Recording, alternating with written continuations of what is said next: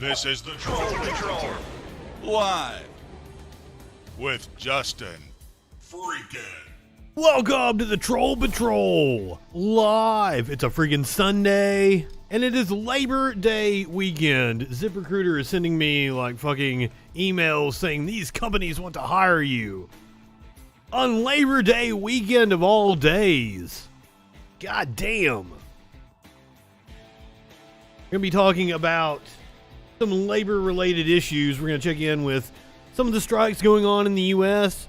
We're going to talk about the battle for Blair Mountain, which we're right around the centennial anniversary of. Unemployment benefits are getting ready to expire, or had expired. I guess the last check went out yesterday, day before. Yeah, I don't know. I guess some state systems are different. Biden was threatened by 9/11 families that they didn't want him to attend the 9/11 memorial if he didn't declassify some documents dealing with the Saudis and their involvement in 9/11. Biden's going to do it. He's going to do it. So mad props to him on that. We're going to get the story here in a little bit. AOC is coming after Joe Manchin after Joe Manchin said, no, let's hit pause on the $3.5 million budget reconciliation bill. AOC had some harsh words for Mr. Manchin. Seriously. I love attacking Biden, but like he keeps giving me reasons to appreciate him. I mean, like, it would be bad PR for him to not attend the 20th anniversary ceremony. I'm assuming there might be some caveats with it, though. We'll see, though. We'll see when we read the story. I haven't actually read the story yet. The Satanic Temple is coming forward to say that they will defend people who might be sued concerning abortion, claiming that it is a religious right. The problem with that is that the Satanic Temple has never successfully argued that in court. And apparently they have some ties to the alt-right, which makes some people uncomfortable. So we're going to look into the Satanic Temple along with the latest developments in the Texas effective abortion ban. A rioter is back in jail. He was told not to get on the internet. The court came and checked on him, and he was in his garage watching the MyPillow Guy Cyber Symposium on his phone. He is back in jail for violating... It's not the shaman we're talking about. Jacob Chadley, the QAnon shaman, was finally able to get a guilty plea out of him. Apparently, he had been convinced that there was still a pardon from Donald Trump coming, that he had friends telling him to continue fighting it because the pardon for Donald Trump was still coming. And his lawyers had a hard time of convincing him that no, there is no pardon coming for you. You need to take this deal. But hey, as I've said a million times before, we're not dealing with the brightest. They are actually the dumbest fucks walking the planet. Socrates just went running by. I don't even know if you saw cat ass there for a second. Tone's adding yet another Smokey command to the chat. I love that Smokey is so well liked on this chat. But it's still hilarious to me because the people that come here in person love Socrates. My bandana is crooked, and I never can, like, because it's the opposite on the camera, I never can tell which side. It's Labor Day weekend. I don't know. Last year I took Labor Day off from streaming. I like to take Labor Day off, one, because I'm lazy. I do put some work into this show. But two, because, like, it's the spirit of Labor Day. Like, we should all sit around and jack off. And I usually watch a movie dealing with the labor movement. Last year I watched Mate 1. A couple of years ago we watched 9 to 5. Sparkles and I did. I don't know what I might watch this year, but I don't know if I'm going to stream or not. Maybe? I think I should take the day off for the spirit of Labor Day. I don't know. It'd be different if I just got on here and, bullshitted around, but I actually like fucking put some work into this shit. Also, I fucking opened the door before I started the show. I'm probably going to regret that. It's like 78 here or something, and it's kind of humid. Like, I'm already starting to sweat. I probably shouldn't have opened the door. I couldn't get Smokey to come back in, though, and I didn't want to have to let him in during the show. But once again, it is Labor Day weekend. I'll decide by the end of the show if I'm going to stream tomorrow or not. I don't fucking know. Scotland is the latest country to give a trial to a 4-day work week. Spain, Japan, New Zealand, and Iceland have attempted trials as well. Scotland announced plans to trial a 4-day work week, making it the latest nation to join the trend as more others explore the possibility of a permanent switch. The Scottish National Party is making good on a campaign promise to try and reduce workers' hours in a bid to boost productivity and worker happiness. Spain, New Zealand, Japan, and Iceland have previously adopted a 4-day work week, experience that Scotland will draw on as it implements its own trial. Do you have something against the Scottish warlord? I don't. I know there's some friction over there in what they call the UK. Workers will see hours reduced by 20% without any impact to wages, Forbes reported. The S&P has pledged $10 million, that's $13.8 million in US dollars, to fund the switch to an abbreviated work week. Some businesses already started their own shortened work week, each with support from employees. Polling by the S&P showed that 80% of people would support the change. Because of course they would. I have been advocating for knocking the work week down to fucking like 28 hours, 24 fucking hours.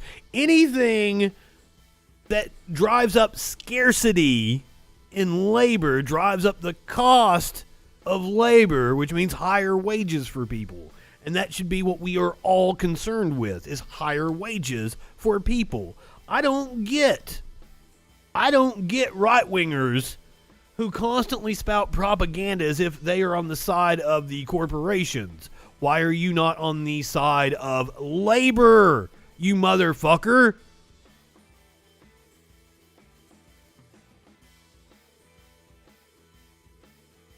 You guys remember the nanny? Fran Drescher is now the head of the SAG-AFTRA union. Oh, shit. Oh, yes, I do have Daniel Bryan and CM Punk as my background right now.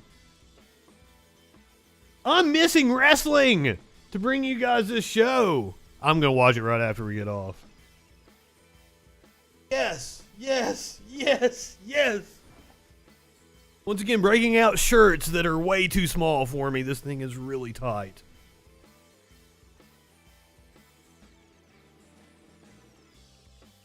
And like, see, I bought this at a Raw show 2012, 2013.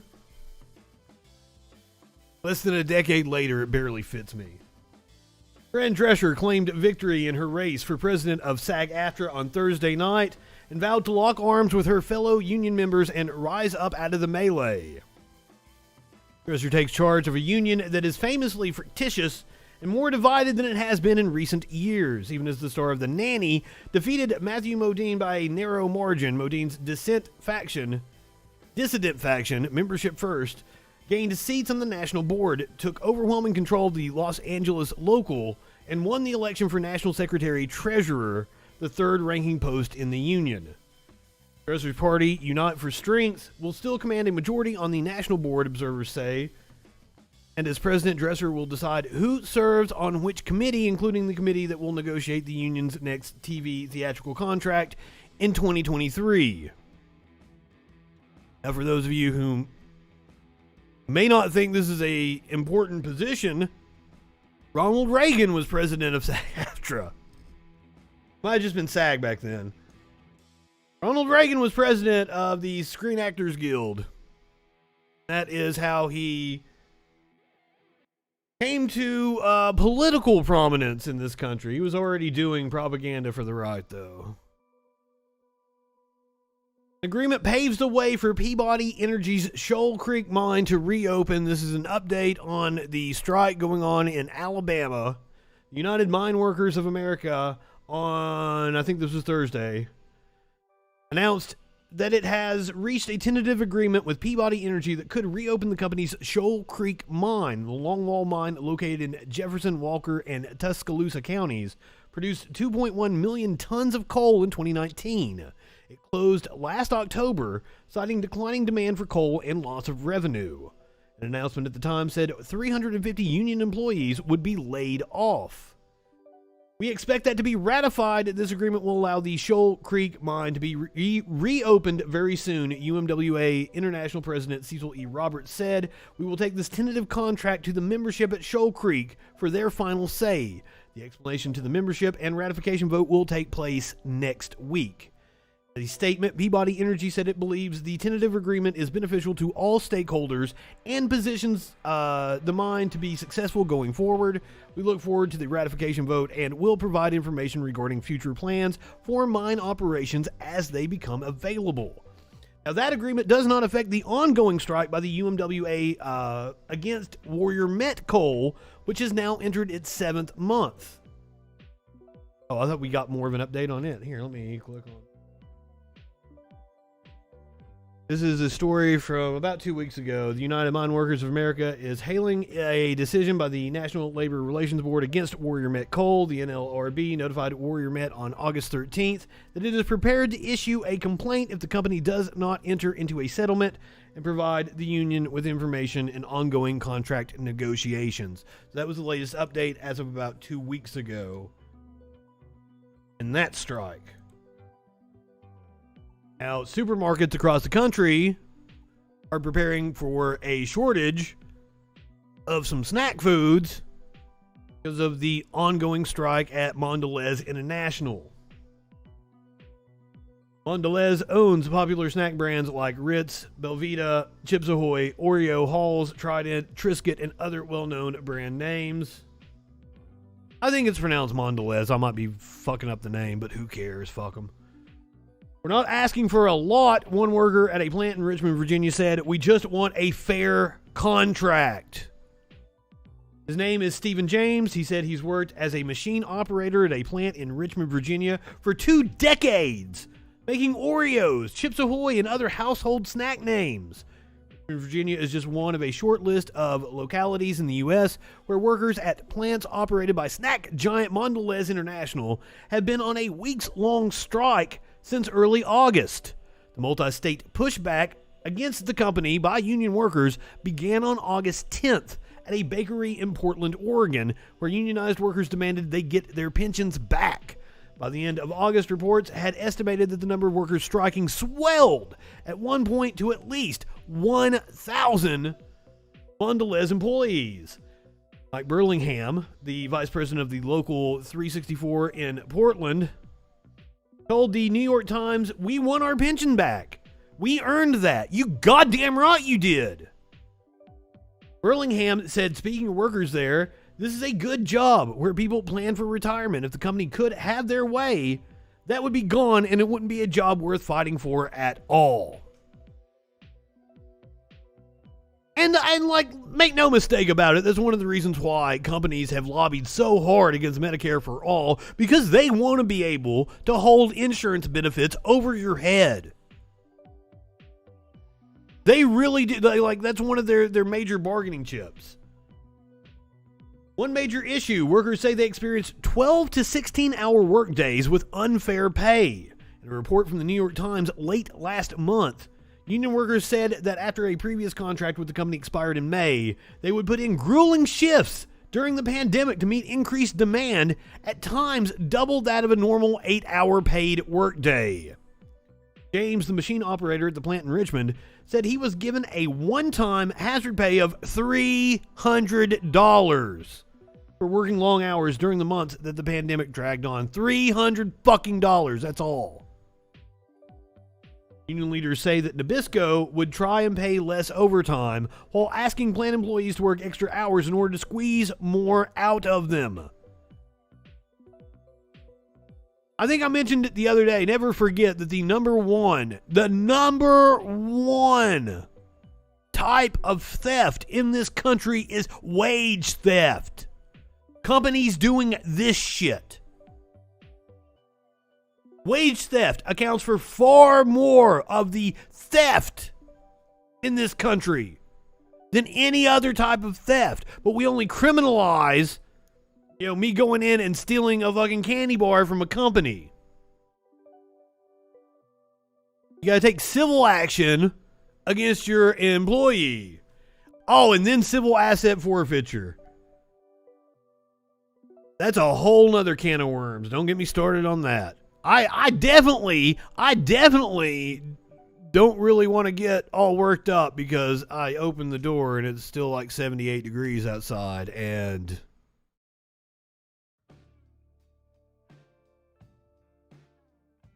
you want me to get real close to the mic? I'm bad about red pegging, man. I'm in the red right now. Hello, Adam.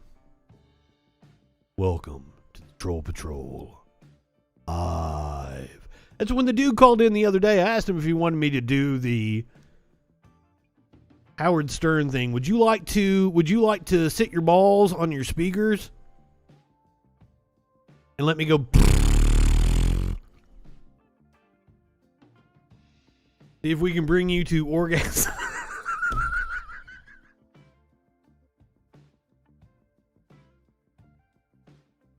Yes, ladies and gentlemen, we do hard news on this show. I do a comedy show on Fridays.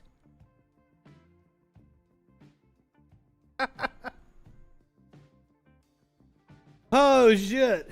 The media organization More Perfect Union, who advocates for workers' rights and policy change, estimated that Mondelez workers could stand to lose up to $40,000 per year in future wages.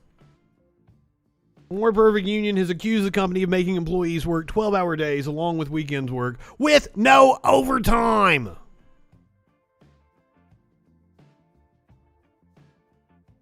Fuck that shit.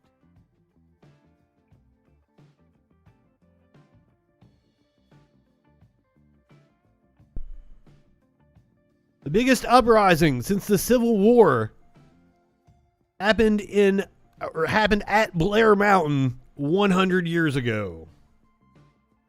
The Battle of Blair Mountain saw thousands of miners battling cops with machine guns and enduring aerial bombardment. Yet today, hardly anyone remembers a thing about it.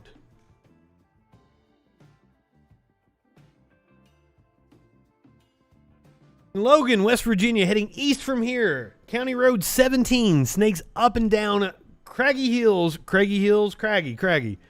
for several miles before crossing an unremarkable intersection. We're reading from The Nation here. A deserted church sits on one corner. On the other, a small bronze plaque recounts the Battle of Blair Mountain, a labor dispute that saw almost 10,000 miners. The people that dig the fucking coal, not the kids you can't fuck. As if there's kids that you can fuck. Don't fuck kids. Don't do that. That's bad. A labor dispute that saw almost 10,000 miners face off against a union-busting sheriff, several thousand deputized locals, and the U.S. military. It was the largest armed uprising in the country since the Civil War. This year marks the 100th anniversary, yet hardly a soul today remembers it. The origins of the battle can be traced to the Matewan Massacre, when gun thugs working for Baldwin Felts, an infamous strike-breaking detective agency, got into a shootout with a group of miners and Sheriff Sid Hatfield after Baldwin Felts agents murdered Hatfield in revenge the following year. On the steps of the county courthouse, his death became a martyrdom that roused miners to battle. Though life was already hard enough, dangerous conditions, low wages, and exploitive credit systems were par for the course. The situation only escalated in the summer of 1921 after hundreds of striking workers were arrested and held indefinitely. Hatfield's death was the final straw. By August, thousands of miners were marching towards Matewan, intent on freeing their comrades and bringing their guerrilla version of class warfare into action. Today, downtown Matewan, population 499, stretches 2 blocks and features a barbecue joint, a halfway house, and 2 souvenir shops. On a recent Saturday morning, tucked inside a concrete building at the end of the street, 30 retired miners from Local 1440 of the United Mine Workers of America were holding their monthly meeting. The engine snarls of ATVs, visitors to Hatfield-McCory Trails, southern West Virginia's main tourism attraction, had yet to fill the air. 2 pots of coffee brewed in the kitchen, still warm egg and cheese sandwiches were laid out. Love me a good egg and cheese sandwich. A single gavel called the meeting to attention, followed by a prayer for the miners on strike in Alabama. The hall is a place for these men to banter with old friends and vote on union issues. It is the closest thing to a community center Matewan has, one of the few signs of life in an area on long decline. My family's from Matewan. West Virginia has the 6th highest state poverty rate in the country and the highest for men. The mining industry, almost 94% male, has fallen from a peak of 177,000 jobs nationwide in 1985 to around 42,000 today. I think I brought up on a stream not that long ago, Sears and Kmart employs more people than the mining industry. There's the hospital outside, Logan and Walmart for work, said Terry Steele, one of the local's more vocal members. Steele and a few others could recall running coal in the past 20 years. A handful said they had a child who had mined at one point. Proof enough that union jobs have disappeared, and with it, the opportunity for social mobility that the UMWA had offered for over 100 years. State leaders in Charleston strike a different tune, praising coal while simultaneously gutting coal communities. Coal operators, for their part, continue to operate wherever they can squeeze the last bits of coal out of the ground. Or not even squeezing them out of the ground, just going and blowing the tops off of fucking mountains and pulling it out that way. It's called strip mining. And that's an issue. I'm from this area. That's an issue because every time I drive into my hometown, I see these stripped mine fucking mountains that supposedly have been reclaimed, but fucking nothing can grow on them except like fucking evergreen trees. So you see like these mountains that have gravel all over them with like Christmas trees instead of actual forestry. And God, it makes me so sad.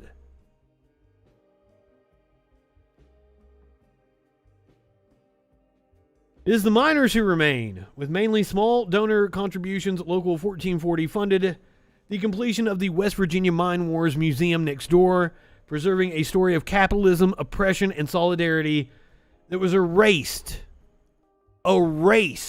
from public record.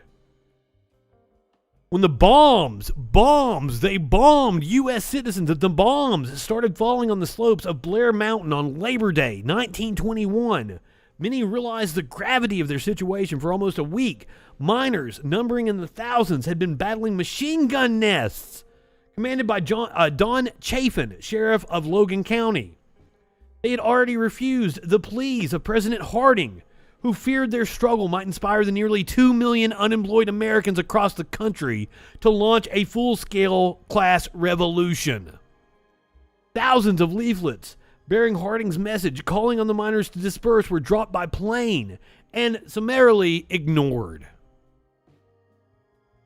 By nightfall, after the rumble of the machine gun fire and the whirl of biplane engines had dissipated, the miners must have looked around from where they were perched in trees or stretched out in hastily dug trenches and seen the numbers missing from their ranks. Still, they fought on. They were protesting being forced into the mines. Their fight was the culmination of a decades-long struggle. After coal companies rejected every effort by the UMWA to win representation, armed struggle took hold. By the end of the week, somewhere between 50 and 100 miners, Among them, Appalachians, Italian immigrants, and African Americans were dead. UMWA membership declined for years in the wake of the battle, but after the passage of the National Labor Relations Act in 1935, Union President John L. Lewis led the UMWA back to southern West Virginia as soldiers returning to Rome, unionizing every coal operation they encountered. The fight to unionize the West Virginia coalfields was over, or so it seemed. In the final room of the Mine Wars Museum, Kimberly McCoy, the museum's resident guide, was a great niece of Sid Hatfield, opened up 5 different West Virginia history textbooks from the 1930s to the 1980s to the section where the Battle of Blair Mountain should have been. But they're all empty. In 1920, Governor Ephraim Morgan set up an American Constitutional Association to select the textbooks used in West Virginia schools, which excluded any mention of the state's mine wars. Generations grew up cut off from their ancestors' struggles because business leaders were afraid history would repeat itself. Instead, me growing up in eastern Kentucky, I grew up with mine company propaganda. There was bumper stickers everywhere that said "friends in low places" and showed these miners crawling with their mining hats on, or "coal, keep the lights on." Because the thing, and like even my school, we had what was called the Cedar Coal Fair, where we each had to make projects that were nothing more than sheer propaganda. We had to make a project each year about how wonderful the coal industry was.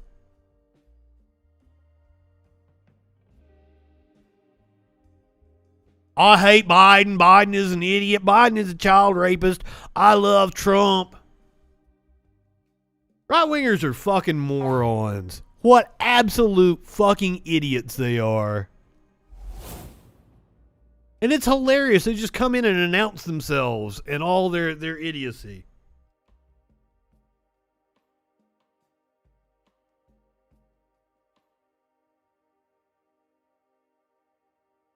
Now, this weekend, we will see the expiration of federal unemployment benefits. And Nick, I know he had some concerns about the economy. What were they? Well, it was interesting. His concerns weren't really about the... Concerns about the economy, because these business owners that lobbied for the unemployment benefits to be taken away are going to find out a very hard lesson when they realize that people don't have money to spend with them.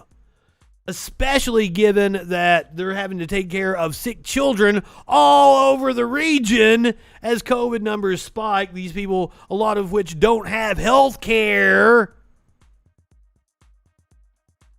The economy, but more about the House side of things. He's concerned about what's going on with the Delta variant and it's impacting the economy. For example, in July, the U.S. added about 1 million jobs. In August, well, it was only 8. I didn't include it tonight, but the jobs report fell well below expectations after having a couple months being far above expectations. And I love how the fucking right wing, when the jobs reports were far above expectation, they were like, no, that doesn't mean anything. That doesn't mean anything. This one for this month fell below expectations. And they're like, see, Biden's doing a horrible job. Fucking idiots. A quarter of that. The report shows what industries are doing well and what we're seeing. So let's go ahead and show you. Professional and business services, well, that gained a lot of jobs in August. I think they were expecting to add about 700K, and they added 200K. More jobs were added in August as well. But here's where things kind of got interesting. You know, there's been a lot of talk about mask mandate and where kids should go to school. Well, it appears private education, that actually added 40,000 jobs across the country. But when it comes to public education, those public schools, well, those actually lost about 30,000 jobs in August. I think this is... I don't know if they're smart enough to have planned this, that this is part of their assault on education, but like the homeschooling crowd is running with this opportunity. The charter schools, people, the school choice, we're actually going to hear about it later in the show. I have a right-winger talking about how the pandemic made school choice so important now. You guys know it's just a way to fucking take taxpayer money and funnel it into private hands. That's what that.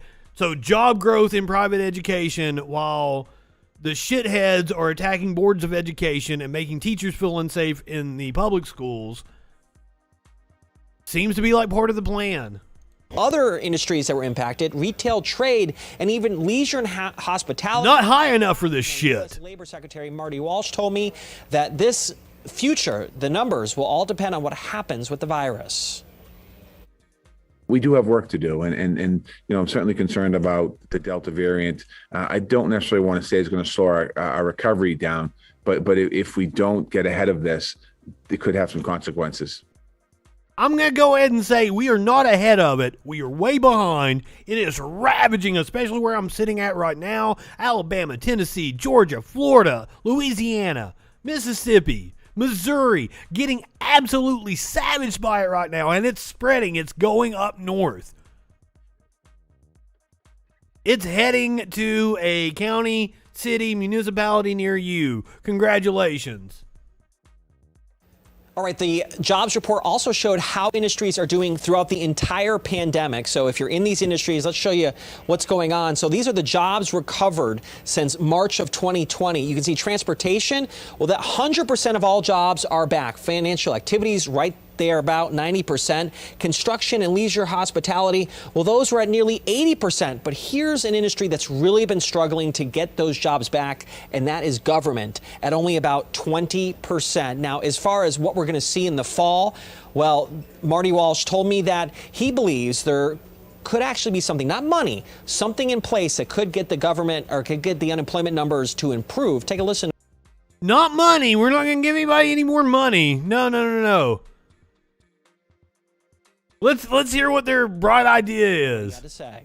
I think that school starting is going to be a big help. Parents will have a place now for their kids they'll be going to school, so parents will be freed up and not have to worry about. Really is saying that school is your babysitter. All the remote learning, mostly, maybe a hybrid model, and then during the summer there wasn't a lot of summer camps around, so parents will have that ability. Now we also talked. Wow. About benefits. Remember those $300 a week? Well, that ended in Texas 2 months ago. For everyone else, it ends this weekend. Now I asked him. It ended in like 20 states 2 months ago. Ended months ago. Would the numbers have been approved? He doesn't believe so. He says Texas last month, when those benefits were gone, the unemployment rate only dropped by 0.3%. So he's not sure if that would have made much of a difference. Now, Labor Secretary Marty Walsh was. But we know for a fact that not having those unemployment benefits will be like a $2 billion at 6:30. We're going to deficit from the economy. Still impacts us today. Plus, if you're looking to get into those jobs, maybe construction jobs, we're going to tell you about a brand new program Home Depot is about to offer that can get you a job in just a few hours of training. Fuck Home Depot. ABC 13 Eyewitness News. Fuck any kind of, chain retail. Fuck any kind of chain anything. Shop local if you can. Even if the local people are an asshole, keep the money local in your economy. I know, most of them are fucking Republican idiots.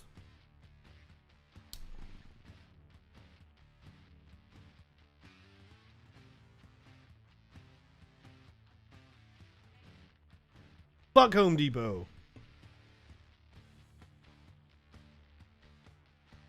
Managers are fearing a return to remote work through the Delta surge that's going on. And they are definitely fearing a remote work future. We're reading from The Atlantic now in a story called Why Managers Fear a Remote Work Future. In 2019, Steven Spielberg called for a ban on Oscar eligibility for streaming films, claiming that movie theaters need to be around forever and that audience had to be given the motion picture theatrical experience for a movie to be a movie. I've went off on this before. You guys know my feelings on that bullshit. Spielberg's fury was about not only the threat that streaming posed to the in-person viewing experience, but the ways in which the streaming giant Netflix reported theatrical grosses and budgets, despite these not being the ways in which one evaluates whether a movie is good or not. Netflix held firm, saying that it stood for everyone everywhere enjoying releases at the same time and for giving filmmakers more ways to share art. Ultimately, Spielberg balked, and last month his company even signed a deal with Netflix, likely because he now sees the writing on the wall. Modern audiences enjoy watching movies at home. In key ways, this fight resembles the current remote work debate in industries such as technology and finance. Since the onset of the coronavirus pandemic, and I'll go ahead and point it out to you guys. I've been working remotely. I don't work for an actual company. I'm a gig worker, but I've been working remotely since 2017.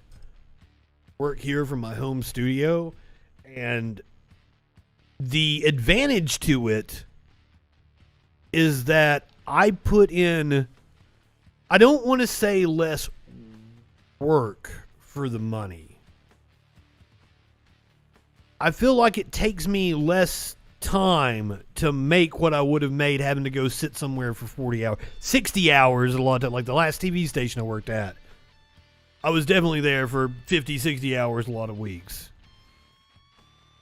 And I make comparable money to that working 20, 25 hours a week instead. Because I'm only paid for what I produce for people. A lot of jobs just have this I think they've done studies where people can get the work done in 2 hours or 3 hours to get done in a normal work day. But we keep people at the office for the 8 hours just because it's a control thing. Since the onset of the coronavirus pandemic, this has often been cast as a battle between the old guard and its assumed necessities and a new guard that has found a better way to get things done. But the narrative is not that tidy. Netflix's co-founder and CEO, Reed Hastings, one of the great disruptors of our age, deemed remote work a pure negative last fall. The 60-year-old Hastings is at the forefront of an existential crisis in the world of work, demanding that people return to the office despite not having an office himself. His criticisms of remote work is that not being able to get together in person is bad. I think it's they want to be able to monitor you kind of deal. And I hate that. Having to go back to a job for a few months like I did after going remote.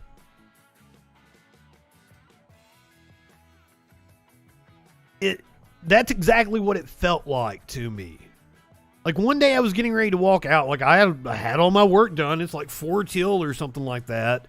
4 till 5 o'clock. I'm walking out, and the dude at the loading dock's like, "Where are you going?" I'm like, "Finished with everything. I'm heading out of here." "Oh, they don't like that. You got to stay till 5. I got to go back over there and just sit around and jack off at a desk for 4 minutes just to satisfy somebody looking over my shoulder. This is what's wrong with fucking capitalism. And the vice president of the company would just walk through our shop randomly during the day. "Hey, let me see what's going on." He'd just come up to me and ask me what I was listening to, what podcast I was listening to or something. "I've got my eye on you." That's what that shit is. I fucking hate it. I hate it. And I was very unhappy at that job. I stayed long enough to use all my vacation time. Because I got vacation time from the moment I started. That was the only job I've ever had like that. I used all my vacation time. And I got my Christmas bonus. And also, all our days off for the year, fell during Christmas. So, I was ready to quit in October. I stayed until the first week of January. I got my fucking Christmas bonus. I got my fucking paid days off. And then I was like, see you guys. Every business leader should ask themselves a few questions before demanding that their employees return to the office. Prior to March 2020, how many days a week were you personally in the office?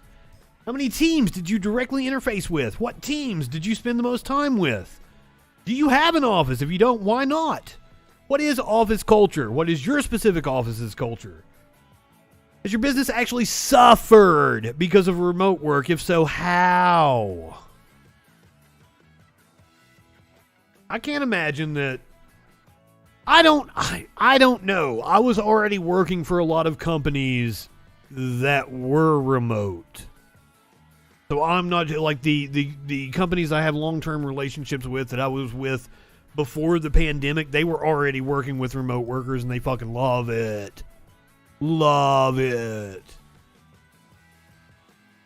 Yeah, I'm on fucking Slack, Asana, all the fucking different services to be able to assign tasks and all that bullshit.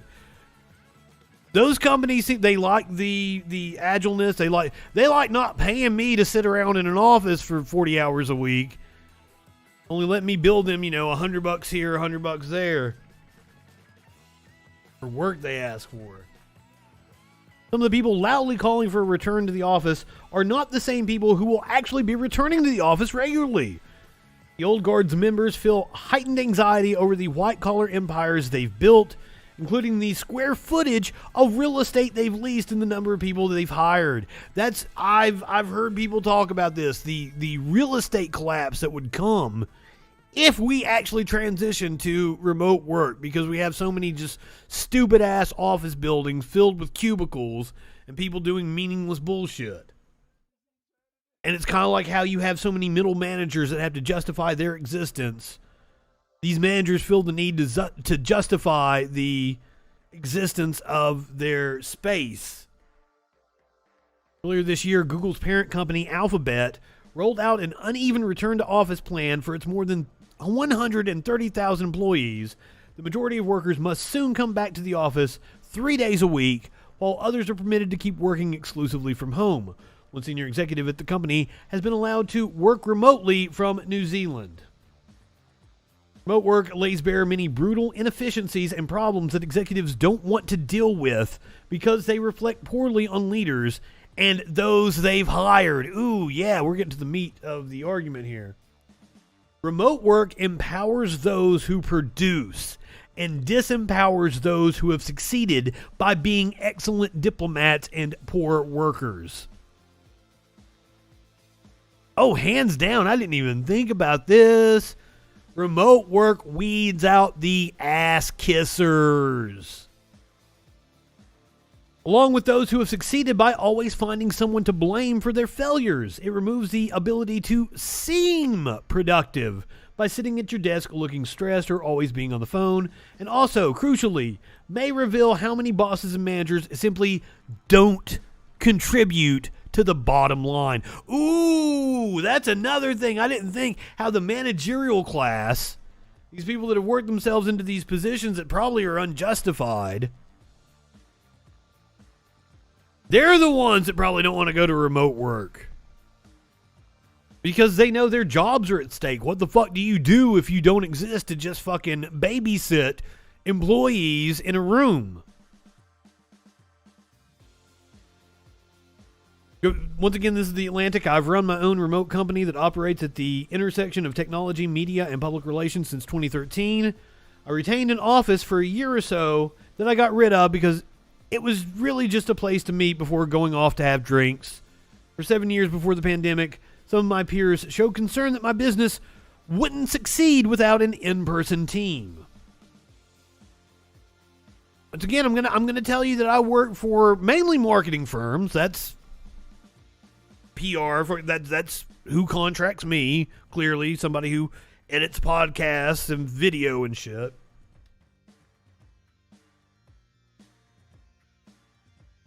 They are succeeding beyond their wildest dreams. The dental company that I work for, that does marketing for multiple dentists, they have grown exponentially since I've been with them in the last 4 years.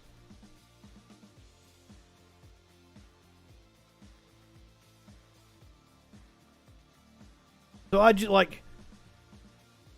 the benefits are there. I love the way this article laid it out. Shit I hadn't even thought about. Some people really do need to show up in person. I live in Las Vegas, a city of more than 600,000 people with more than 200,000 hospitality workers. And thus I'm keenly aware of which tasks require someone to physically be there to complete them. You can't wash dishes over Zoom. You can't change bed sheets over Slack. Blue-collar workers are the backbone of the city, as well as the consumer electronics show that the tech elites use to champion code-based products. Local hospitality workers suffered painfully during the pandemic as tourism in the city dried up because their jobs depend on thriving physical spaces. Yes. But for the tens of millions of us who spend most of our days sitting at a computer, the pandemic proved that remote work is just work.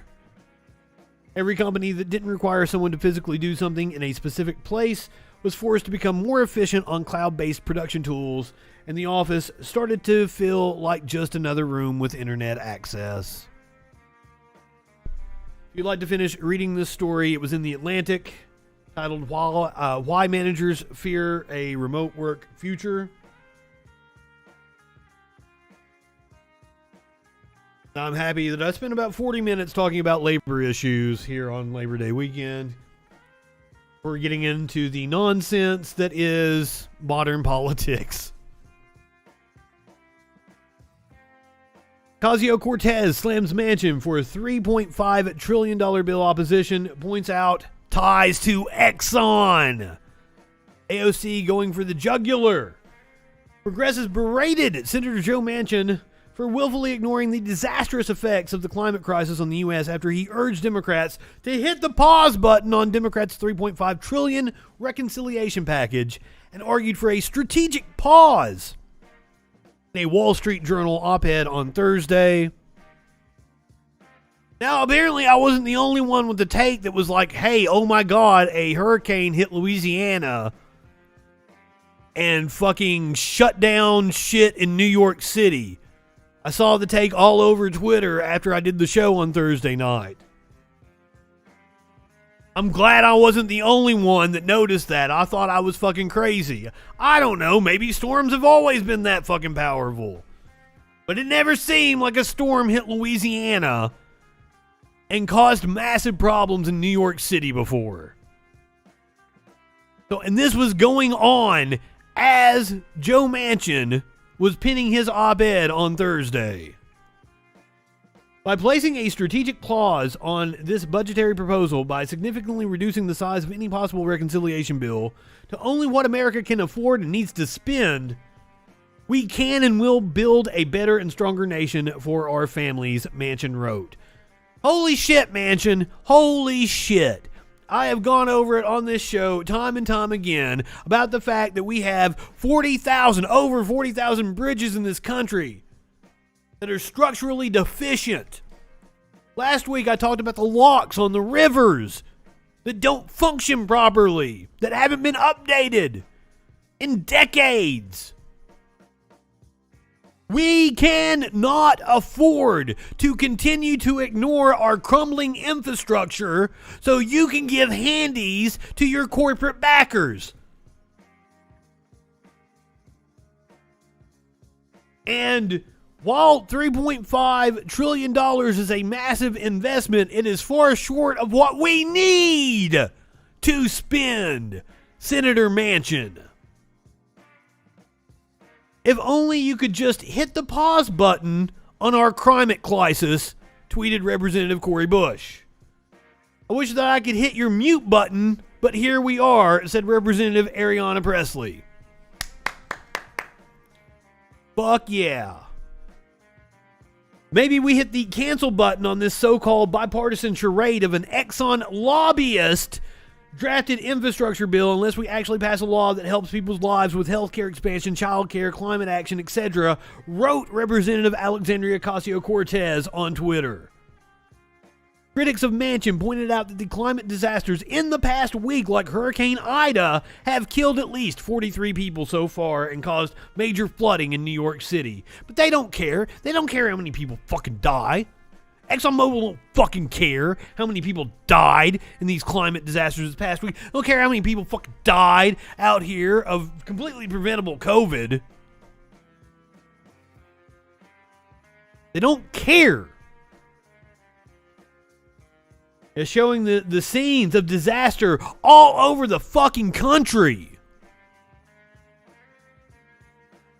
In the Wall Street Journal op-ed, Manchin wrote that the federal government shouldn't be spending $3.5 trillion because a smaller bill containing a wide slate of social and climate proposals would actually help the public more. West Virginia senator also ignored the one that has all the corporate giveaways is what he's talking about. But like the $800 billion bill that was new spending, I think it comes to like a $1.4 trillion was the price tag. West Virginia senator also ignored the fact that Democratic leadership has promised that the bill will be fully paid for. By the way, taxing capital gains, fucking day trading, shit like that, that's how they're going to pay for it. And I was, when we watched the debate on the House floor, another thing about me going in cold about these things, they were arguing about Bitcoin, cryptocurrency, and I didn't know. I was like, what the fuck are they arguing about cryptocurrency? Well, turns out that's one of the ways they're wanting to pay for this is by tax on crypto trading. Perfectly plausible to me. Do it. He claimed instead that Democrats are ignoring the national debt. Democrats aren't ignoring the national debt. They're never the ones responsible for the fucking national debt. Every president in my lifetime that has been a Republican has ballooned the deficit and wrecked the economy. Both Democrats in my lifetime cut the deficit, with one being the only politician like a century to balance the budget. And we saw record GDP growth.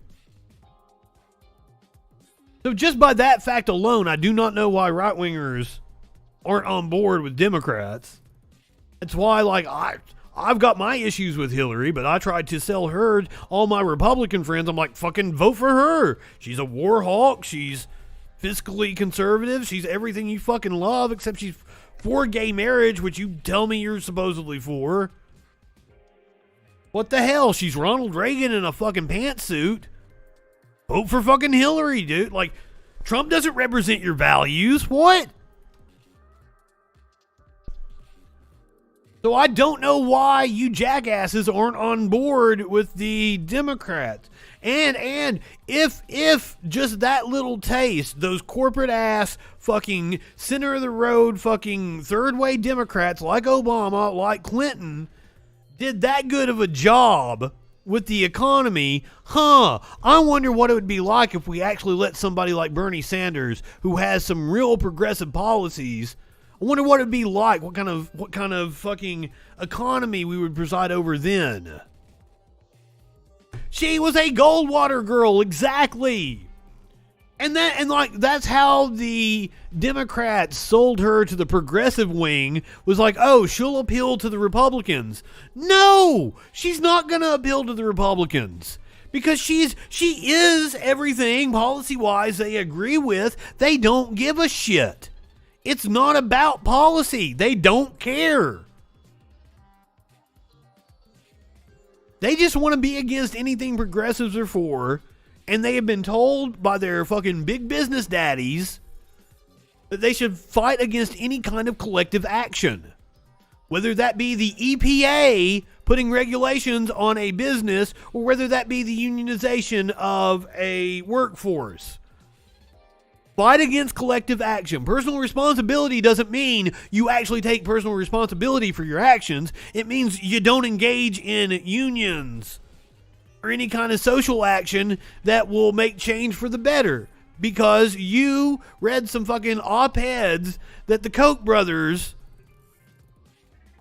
paid for. The Mercers paid for. That Rupert Murdoch fucking paid for. I fucking can't stand it. I sounded really hick there. We had a whole discussion on the Freak Show with Media Winch. I'm like, do I really sound? Because, like, she got on with it. She's like, I'm going to talk like this the whole show so I can fit in. I'm like, do I really sound like that? Holy fuck.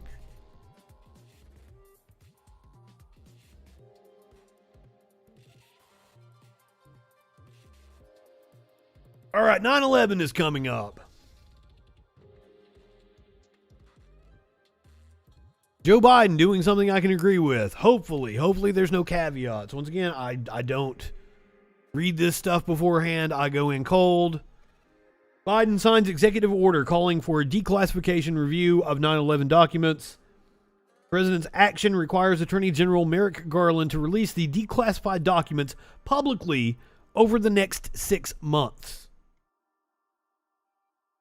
Why over the next 6 months? Why not go ahead and do it? I mean, we're coming up on 9/11. What better time to do it than like this fucking week?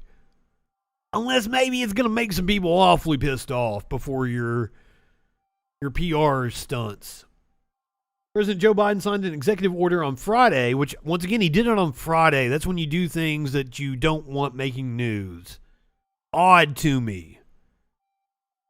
President Joe Biden signed an executive order on Friday directing the Department of Justice and other government agencies to review documents related to the FBI's 9/11 investigations for potential declassification.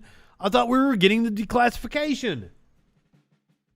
Fulfilling a campaign promise just days before the 20th anniversary of the terrorist attacks, Biden's order requires Attorney General Merrick Garland to release the declassified documents publicly over the next 6 months. We must never forget the enduring pain of the families and loved ones of the 2,977 innocent people who were killed during the worst terrorist attack on America in our history, Biden said in a statement on Friday. For them, it was not only a national and international tragedy, it was a personal devastation. Well, they've been asking you to declassify those documents for quite some time. They've been asking the government to declassify those documents for quite some time. Those people that still suck on Trump's balls. Why didn't Trump do it? Why didn't Trump do it? I thought he wasn't bought and paid for by the intel community. I thought they were against him. I thought the deep state was against Donald Trump. Why is Biden doing this? Huh? Can you tell me that? The president's executive order came after nearly 1,800 Americans directly affected by the attacks issued a statement last week opposing Biden's participation in any memorial events this year unless he upholds his pledge to declassify the documents. Evidence they believe may show a connection between Saudi Arabian leaders and the events.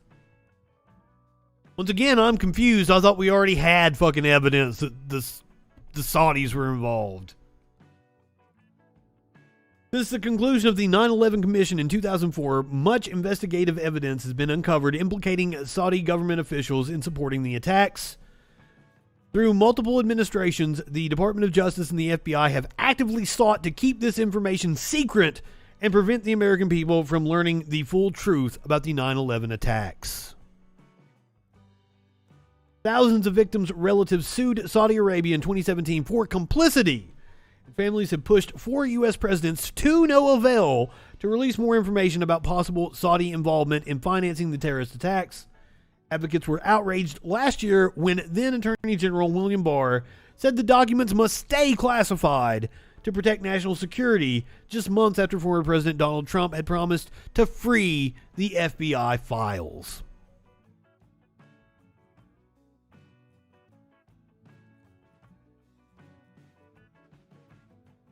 Well, Barr was just part of the deep state because he didn't help Trump steal the election. That's what they would say. A former FBI agent has come forward and says that the 9/11 hijackers actually had U.S.-based support. To which I say, surprise, surprise! At least 2 of the 9/11 hijackers probably had a U.S.-based support network, according to a former FBI agent. Now, once again, we're reading from the New York Post here, so this is going to be sensational and biased towards the right. Yeah, I like Stephanie Miller all right in terms of being a broadcaster. In terms of her content, I'm not a fan. I think she's a good broadcaster. I think she's funny. I like some of the cast of characters she brings on. Well, like Hal Sparks would go on her show. I haven't listened to the Stephanie Miller show in like it was one of the. I had satellite radio through most of the 2000s. And I listened to the Left Wing Talk radio station. And like Stephanie Miller is like at the ass end of the Air America. I don't even think it was called Air America anymore. So I'm not that familiar with her, but I have listened to her show before, and I think Hal Sparks was on her show. I liked Hal an awful lot. He's what you would call a shit lib as well. At least 2 of the 9/11 hijackers probably had U.S.-based support network, according to a former FBI agent. Danny Gonzalez worked on Operation Encore, the still-secret investigation into the 2 Saudi hijackers who were based in San Diego. Gonzalez told CBS News he's confident the records of that operation will show the hijackers had help. We have video. Today, President Biden signed an executive order directing the Justice Department to look into declassifying some documents. Well, I just did that story. If I'd known there was video, I would have just played it and let her say it. Related to the 9/11 attacks. He did so under pressure from families of victims who are demanding to know if Saudi Arabia helped the 9/11 hijackers. We get more. Spoiler alert, they did. Now from CBS's Catherine Herridge, including an exclusive interview with 2 former investigators. Brad Eagleson was 15 years old when his father, Bruce, was killed in the World Trade Center South Tower. And that's my dad. Eagleson is now leading a group of 9/11 families battling their own government to release still-secret FBI files from the case. It's a 10-year-long investigation that specifically investigated the role that the Kingdom of Saudi Arabia played in supporting the hijackers. The case, codenamed Operation Encore, centered on the... And apparently I can't bring up Saudi Arabia with fucking Sparkles because she has a hard-on for Prince Bonesaw. And, like, she's not even going to say anything bad. So, like, she wants to go and live with Prince Bonesaw. That's her, like, wafu or some shit.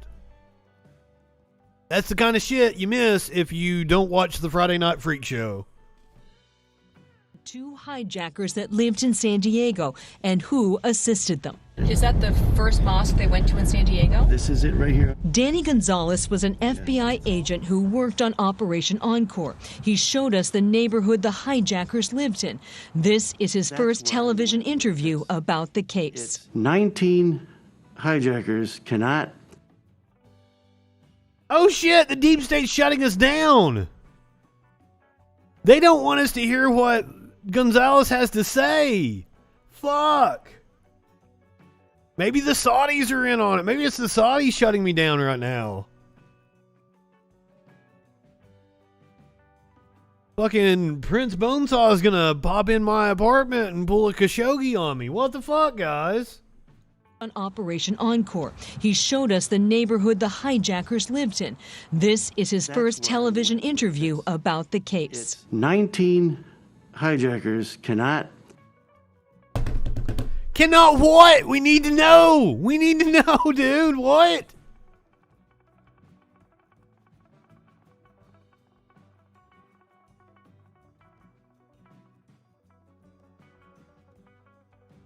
Don't leave us hanging. My internet's fine. I don't know what's happening. They don't want us to know the truth.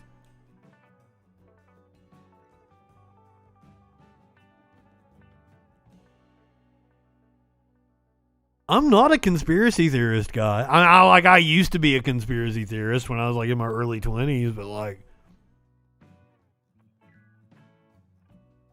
are they working against me? Do they not want me exposing the Saudi connection, the FBI's connection to 9/11? Holy fuck.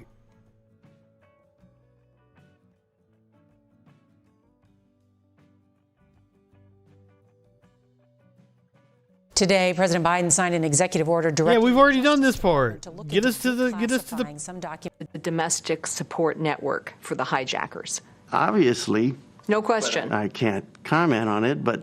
This is his first television interview about the case. 19 hijackers cannot commit 3,000 mass murders by themselves. Based on what you found, do you believe there was a domestic support network for the hijackers? Obviously, No question. I can't comment on it, but you don't have to be an FBI agent with 26 years of experience to figure that out. Gonzalez says the two hijackers, Nawaf al-Hazmi and Khalid al-Madar, were helped by a number of Saudis, including Omar al-Bayoumi. Bayoumi was working for the Saudi government and has said he randomly ran into the two hijackers at a restaurant in Los Angeles and urged them to move to San Diego. He lived in this apartment complex. There he helped them find an apartment and open a bank account. The two hijackers even started flight school nearby. I can't sit on the sidelines when I know the truth. Gonzalez says he's under FBI orders not to reveal certain classified information about Operation Encore, as is another former agent, Ken Williams, who wrote a memo before 9/11 warning potential terrorists were taking flight lessons in Arizona. Both men are now working for the families. The evidence is there. I've seen it, but I can't get into specifics because of protective order. The 9/11 families are suing Saudi Arabia for money. The Saudis deny official involvement. And the 9/11 Commission report found no connection. But Operation Encore started 2 years after the Commission's report. If we took the team's records from Operation Encore, Right. what would the public learn? A lot. A lot. Would it change our understanding of 9/11? Sure. Yes. Successive presidents have kept Operation Encore secret, citing national security. Brett Eagleson I bet national security is a critical first step, but he remains skeptical. 2 decades after the attack. their own fucking national security because the Bush family doesn't want to go on trial at The Hague. Eagleson wants his daughter to know the secrets of 9/11. Her grandpa, he was a hero in the World Trade Center. And who killed her grandfather. Catherine Herridge, CBS News, Washington. Apparently, it was Kris Jenner, according to Sparkles. Hear more about that on the 9/11 edition of the Friday Night Freak Show coming up this Friday.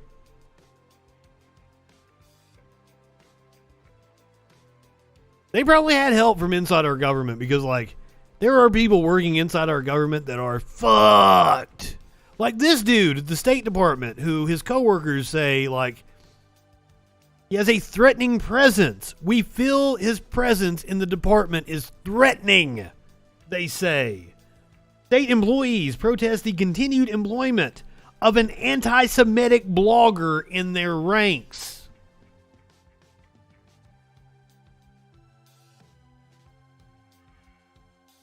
Group of more than 70 State Department officials sent a letter to U.S. Secretary of State Anthony Blinken voicing alarm about an openly anti-Semitic department employee who continues to have a home in our midst, calling for his removal, according to a copy of the letter obtained by Foreign Policy.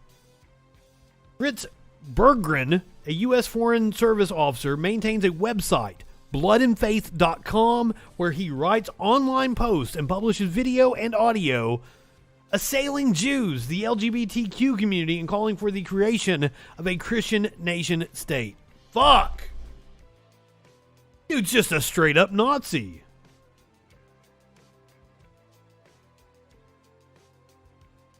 Do I get more of the story here? Oh, it cuts me off. Where's the rest of it? Letter which was sent to Blinken on July 28th and signed by more than 70 employees, according to two officials involved in the matter, reads Fritz Berggren, and even the fucking name, Fritz Berggren. Of course he's a Nazi. I'm sorry, I shouldn't judge people by their name. Fuck. Fritz von Erich played a Nazi, though, in wrestling. Fritz Berggren's continued employment is an affront to all of us and the values we share. While there may be HR processes underway, they do not appear to be having an impact and are apparently proceeding very slowly. Fucking wow. But hey, let him stay there while there are still insurrectionists planning attacks and rallies on the nation's capital. We have a new date for the next insurrection. It's called September 18th. MAGA ralliers will be the most hardened and incomplete alternative reality, according to a former FBI agent. But given their track record, the FBI agent probably knows because he's in the group with them. Probably bought them all their fucking gear and shit. This wild shit is going on. Supporters of former President Donald Trump who are attending a September 18th rally supporting those charged for the January 6th attack at the U.S. Capitol will be among the most hardened members of the MAGA movement, a former FBI special agent and terrorism expert warned on MSNBC on Friday. Clint Watts was interviewed by MSNBC's Joy Reid about the upcoming rally that is expected to feature members of the Proud Boys and the Oath Keepers. Watts told Reid, "It's hard to tell right now, Joy. I think that the next week when we'll know how serious it is, but I can tell you this, since January 6th, there hasn't been a rally generated this much noise in the social media space for a lot of these groups until September 18th.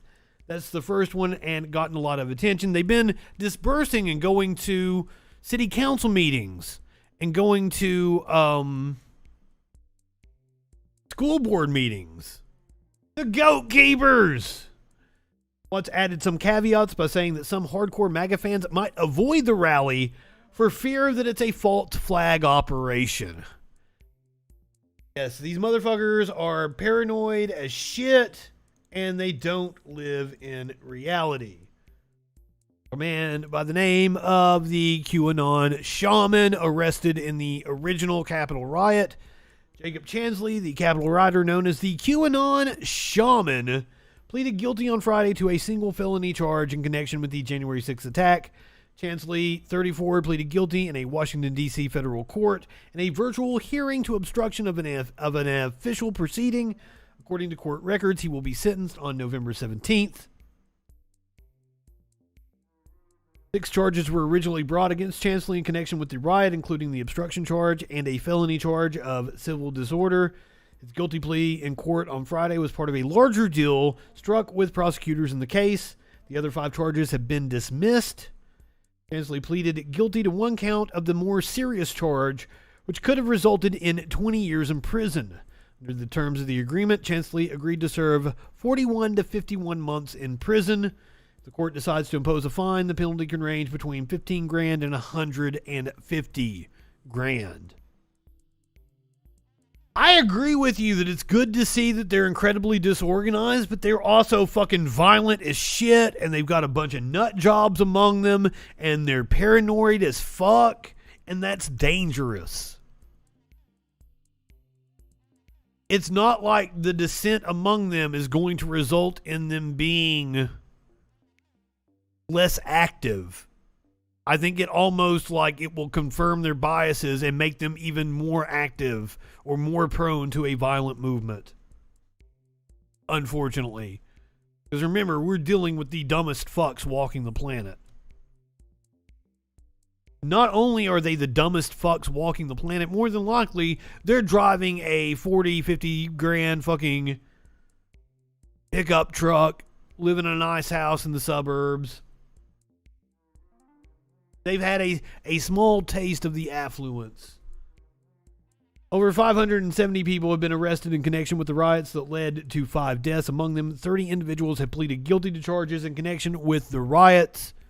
Meanwhile, about 17 of them are waiting to hear from their lawyer, who was apparently in a hospital with COVID. We did that story the other night. I just wanted to touch on it. I just wanted to make fun of it again. Because he was a dumb fuck anti-masker. Capitol riot suspect Doug Jensen was supposed to stay off of the internet. He didn't. Now he's back in jail.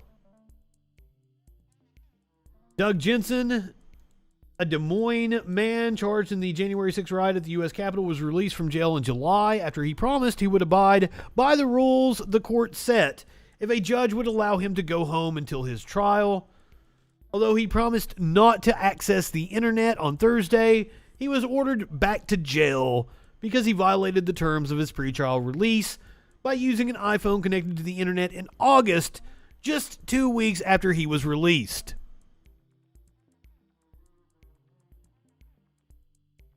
Frankly, I think it's probably a logical inference that there are no conditions that I can impose that will ensure Mr. Jensen does not pose a risk to the community, Judge Timothy Kelly said on Thursday. I made Mr. Jensen's condition of release extraordinarily clear. Jensen spent 6 months in a Washington, D.C. jail, but was released after he successfully petitioned a judge to release him to his home. His lawyer said at the time he renounced his previous belief in the QAnon conspiracy and would abide by whatever terms the court set. Kelly said, however, that Jensen called himself a true believer of QAnon and a digital soldier for these theories before January 6th. Now clear that he has not experienced a transformation and that he continues to seek out those conspiracy theories that led to his dangerous conduct on January 6th. I don't see any reason to believe that he has had the wake-up call that he needs. While out of jail, Jensen was prohibited from accessing the internet or using internet-capable devices, including cell phones. But in August, prosecutors said a pretrial service officer caught Jensen in his garage streaming a program on a Wi-Fi enabled iPhone. Jensen first claimed the phone was his daughter's, according to a brief prosecutors filed on August 19th. Then he claimed his wife left the news on for him when she left for work. According to the brief, later he admitted he spent 2 days streaming a cyber symposium held by Pillow Magnet and leading Stop the Steal advocate Mike Lindell. Jensen's attorney, Christopher Davis, wrote on August 22nd that Jensen was cutting a tree down during a hot week and would go into the garage to cool down while listening to the conference on a phone using a Bluetooth-enabled radio. Davis said that Jensen complied with every other condition of his release. He intended to comply with the internet prohibition as well if he was allowed to remain out of jail. No, I really will comply if you'll let me out again. Davis even proposed sending Jensen to the Polk County Jail for some time to sanction him for the violation. Mr. Jensen has owned up to what he did, and what he did was wrong, Davis said. By the way, this was Jensen from one of the famous pictures from January 6th. A guy right here in front with the beard and the QAnon shirt that says, "Trust the plan." But prosecutors had argued that Jensen was already being monitored with the most stringent level of pretrial supervision available. Assistant U.S. Attorney Hava Murrell wrote that Jensen's wife, who was tasked with supervising Jensen and making sure he abided by the terms of his release, left the iPhone with him when she went to work August 13th. Jensen has shown that he has not and will not take orders from anyone. He still trusts the plan. There are no additional conditions that the court could impose to ensure that Mr. Jensen does not return to the same habit of watching fucking stupid-ass My Pillow guy. Do you think we're stupid? You think we're fools?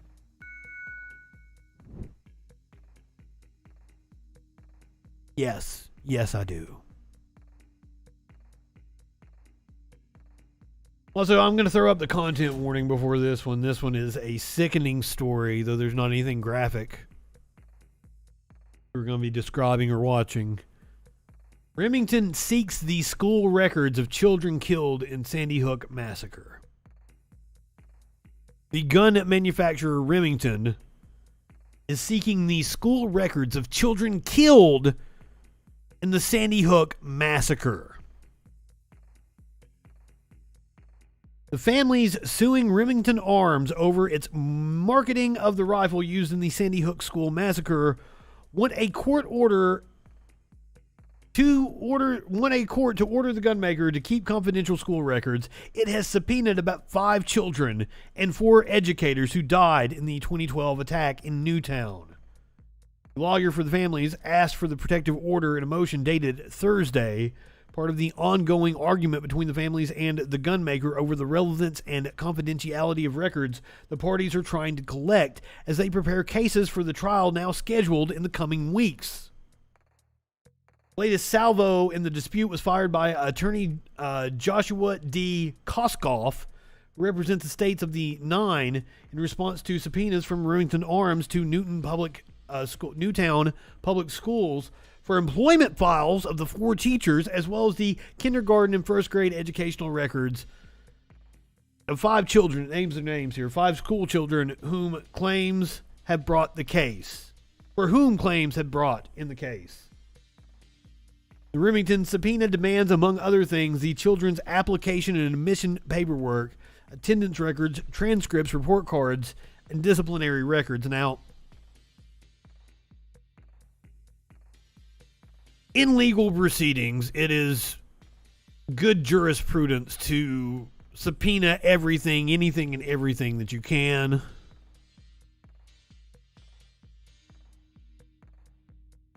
But this is no ordinary case.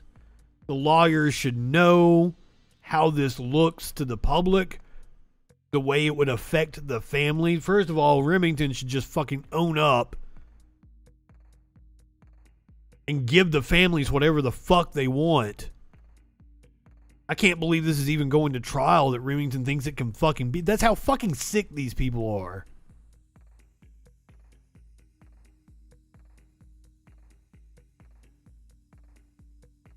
I can't believe that, which I think is in bankruptcy. I don't think Remington, I don't know what the terms of their bankruptcy is. Maybe they're waiting for the outcome of this case, but I do believe they have filed bankruptcy.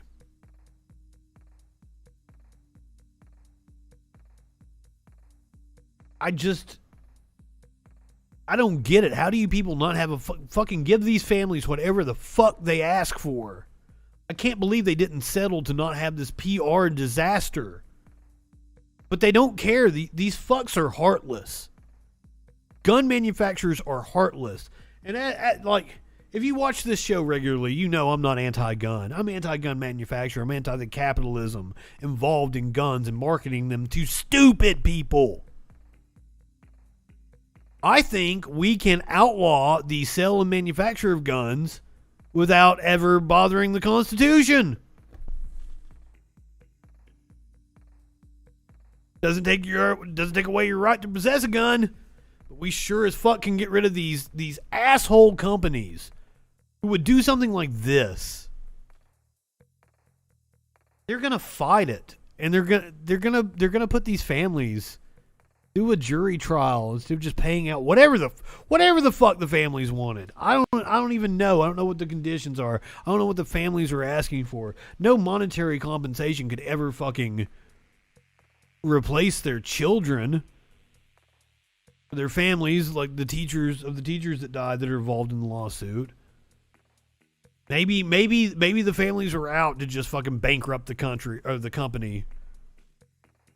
Make sure it couldn't continue.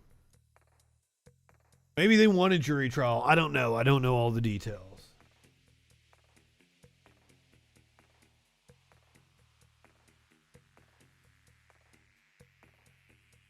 Now let's get some details about some shit going on in Texas,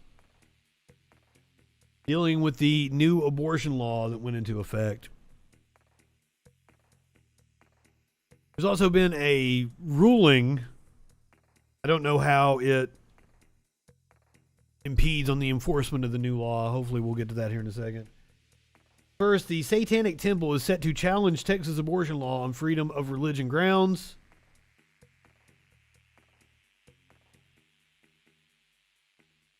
Texas's controversial fetal heartbeat bill may have many fans among some religious communities, but the Satanic Temple isn't among them. The religion, which does not have or believe in gods, filed a letter with the U.S. Food and Drug Administration to request its members have access to abortion pills on grounds of freedom of religion. The bounties are disgusting. That's their way of getting around the courts. It was like it's a civil action. The state sanctioned a civil action. And that's why the Supreme Court was like, we don't know if it's constitutional or not. Fucking stupid. Now the Satanic Temple took aim at Texas Attorney General Ken Paxton, who I would like to point out was indicted for fraud like 5 fucking years ago and is currently the Attorney General of Texas. This whole thing is fucked up. There's nobody to root for in this one. Temple, which is based in Salem, Massachusetts, says its members hold bodily autonomy sacred. Fortune reports the Satanic Temple hopes to retain access to abortion pills using its Religious Freedom Restoration Act. Through the act, Native American populations are allowed to access the hallucinogenic peyote for their practices. This article doesn't mention it, but the Satanic Temple has not ever won a case arguing that in court. And the Satanic Temple is actually kind of problematic. This article from Jezebel back in 2018. The Satanic Temple was engulfed in a civil war over a decision to hire an attorney with a stable of alt-right clients.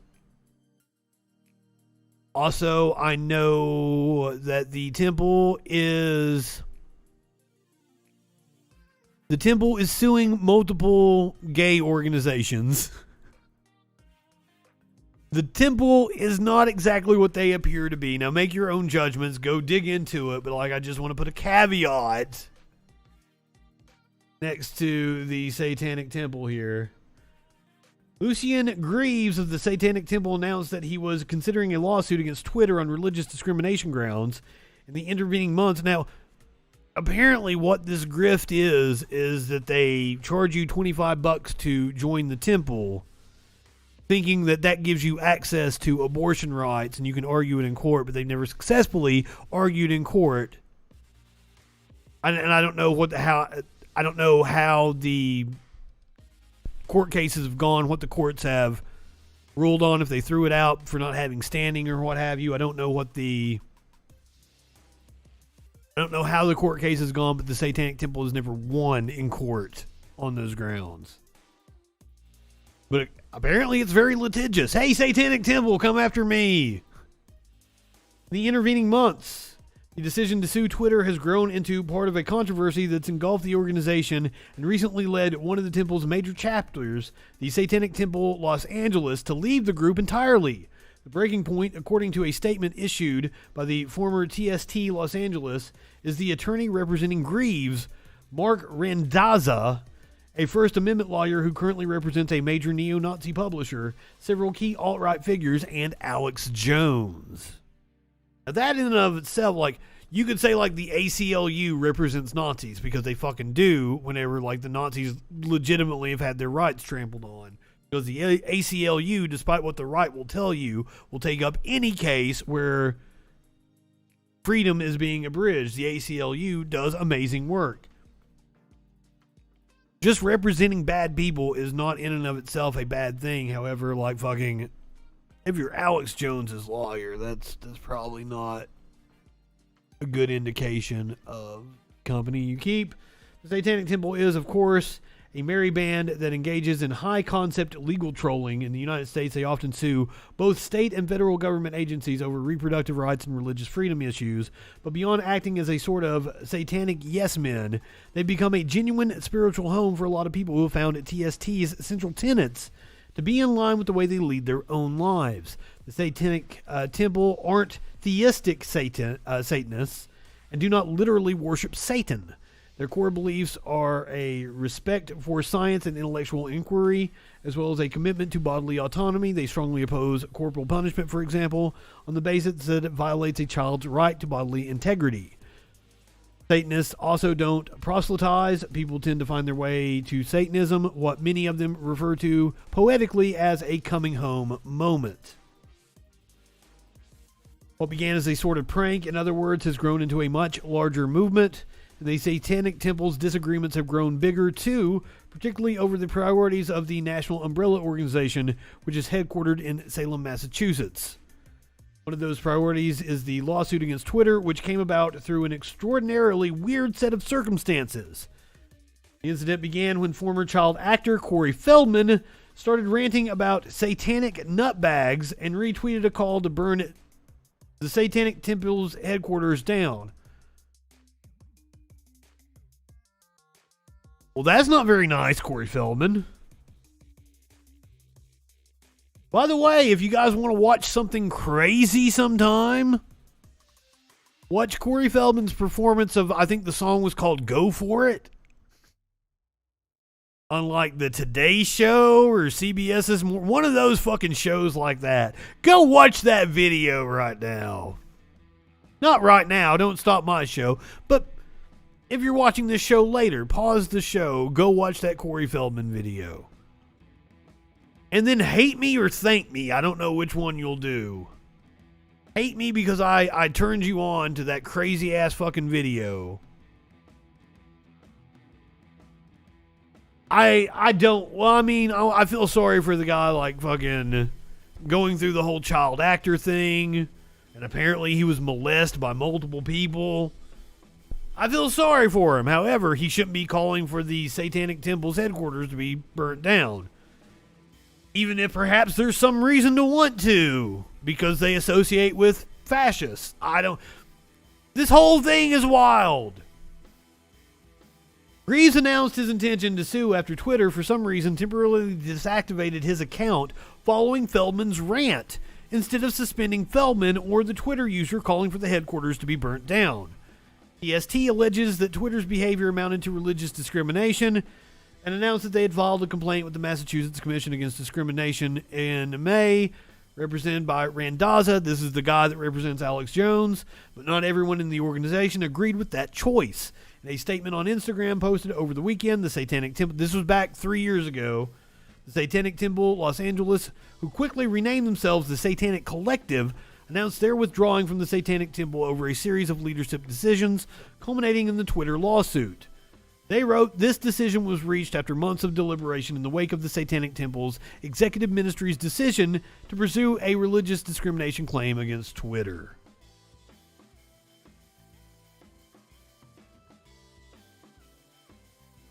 So yeah, I don't know, and I know that the Satanic Temple is suing multiple gay organizations because they're incredibly litigious.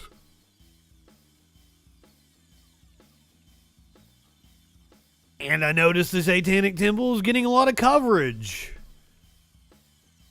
But if I had to guess, that's more of a thing where, like, local news organizations get a lot of comments about the Satanists.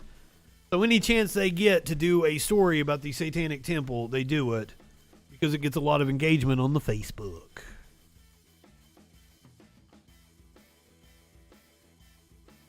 The Texas abortion law could still be destroyed by the Supreme Court, according to a dumb fuck Republican senator. Senator Bill Cassidy on Sunday said he expects the U.S. Supreme Court may well swat away the Texas abortion law once it comes to them in an appropriate case. Remember, they didn't take up the case because they said that the filing wasn't proper. The U.S. Supreme Court, in a 5-4 vote, allowed Texas's new abortion law to take effect last week, but in doing so, the court's majority did not specifically pass judgment on the merits of the law, which sets up unique and possibly unconstitutional enforcement mechanisms dependent on private citizens using the courts.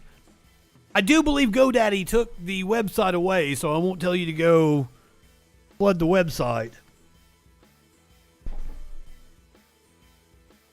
Pro-life snitches or whatever the fuck it was called.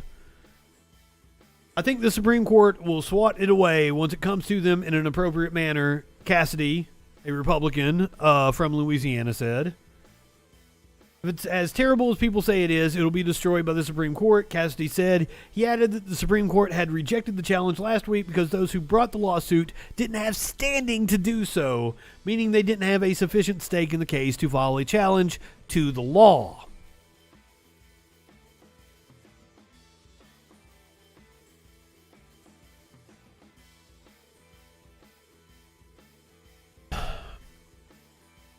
But here's the thing that the Supreme Court did that broke with precedent. Usually, they wouldn't let the law go into effect, and they would ask for another petition. Because the law is so clearly, egregiously unconstitutional. Supporters of legal abortion, among other things, argue that the court's acceptance of the new law represented a de facto end to rights granted in the 1973 Roe v. Wade decision, as well as an attack on personal privacy and a way of introducing an element of vigilante justice to the legal system. Because how else would you do it in Texas? It just seems, I know this sounds ridiculous, almost un-American, Joe Biden said on Friday. Cassidy, who noted his personal opposition to abortion, said Democrats overreacted to last week's ruling. Louisiana senator also... How is it an overreaction? If it effectively closes all of the abortion clinics in Texas as of fucking 5 days ago, how is it an overreaction? How is it an overreaction that the court, that you people said you didn't want fucking activist judges, clearly broke with the precedent of the court and allowed an unconstitutional law to take effect? How is that an overreaction? The Louisiana senator also said all the arguments over the Texas law were a distraction from more pressing issues, including the devastating impact of Hurricane Ida on his home state. Wow. People are using it to gin up their base to distract from disastrous policies in Afghanistan, maybe for fundraising appeals, he said. I wish we would focus on the nerve of a Republican to talk about people using the issue of abortion to gin up their base. Or make fundraising appeal. Holy shit. I wish you people could feel shame. I wish you could feel shame, Cassidy. I wish we would focus on issues as opposed to theater, he says. It was about if they had standing, nothing to do with constitutionality. I think we should move on to other issues, Cassidy says. Fuck you. Fuck you.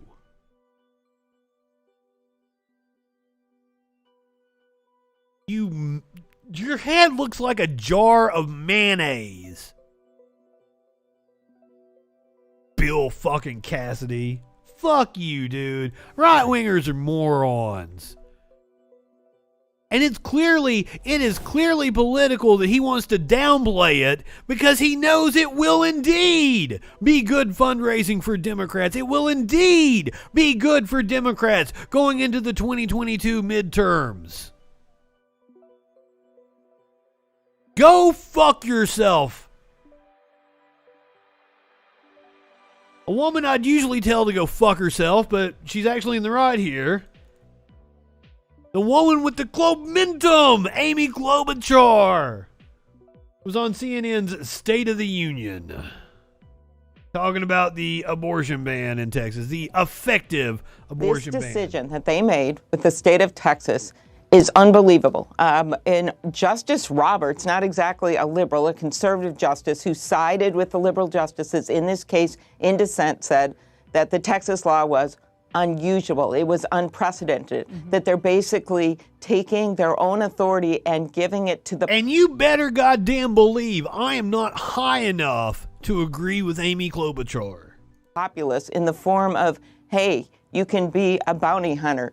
$10,000, you can report a woman who's trying to go and seek to exercise her constitutional rights. That is exactly what that law says. And in the past, when they had cases that were so blatantly against Roe v. Wade, they would stay those cases when such requests came up. They did it with another Texas law. They did it in 2015. They did it in 2019. They've done it to Alabama. So here you have them this year, this week, basically telling women in Texas that 85% of them seeking abortion services cannot exercise. I don't see how it just doesn't automatically close down all the abortion clinics in Texas. I don't see, I haven't had an update. I don't know what the news is over the weekend. Maybe we'll get a story on that sometime this week. How the abortion clinics are going forward. Hopefully we'll find out. Exercise their constitutional rights, and they know very well that there are over 500 laws that are messing around with this, and you're going to see cases just like this come before them. They did it at midnight with just less than 72 hours of debate, in Justice Kagan's words, and basically green-lighted a law that is blatantly against Roe v. Wade. This is an assault on women's health. I don't like the whole they did it at midnight thing. A lot of fucking Supreme Court rulings come fucking late in the evening for some reason. I don't know what that is. I've seen it multiple times. I know what they're trying to say, but I do want to be fair. Like, I've seen Supreme Court decisions come in the dead of fucking night many times. There's no doubt about it, and as you could see by my exchange with Amy Coney Barrett, we could see it coming. There are now... But so the weird thing about, like, them issuing the ruling was, like, the next night at midnight. Because it's one thing if they're debating a law that goes into effect on September 1st. Like, oh, it's not odd that they debated up until the time that the law went into effect. But they went ahead and let the law go into effect before they issued their ruling. Supreme Court justices... Let's go back a little bit, because this is the part that's important. Trump Supreme Court justices. You add that to the 2 conservatives that were already there. This is the result. It's not a surprise. Oh, maybe that cut the part off that I really wanted to talk about. Fuck. She kind of, she made overtures to Breyer that, like, hey, maybe you need to get your ass off the court and retire and let Biden pick your successor. Because we don't know what's going to happen. Who the fuck knows? Donald Trump may very well be president come 2023 if they are able to pull off this bullshit they're talking about. If you guys have not heard about this, if the Republicans take the House in 2022, it's possible that they will because of the gerrymandering. It is very possible Republicans will retake the House in 2022. If Republicans retake the House, there is nothing that says that the Speaker of the House has to be a member of the House. They are talking about putting Donald Trump in as the Speaker of the House. Let's say they win the Senate. They are talking about impeaching Biden and Harris. Donald Trump will be third in line and reinstalling him as the president. This is an actual thing they are talking about on the right. Yes, in an off-year election, the party that controls the presidency usually loses seats in the House. It's a razor-thin margin as it is right now. And as we're in an extremely gerrymandered district, the one saving grace for Democrats is the Trump effect. Trump literally drives out the Democratic vote. The more Trump inserts himself into the 2022 race, the better it is for Democrats.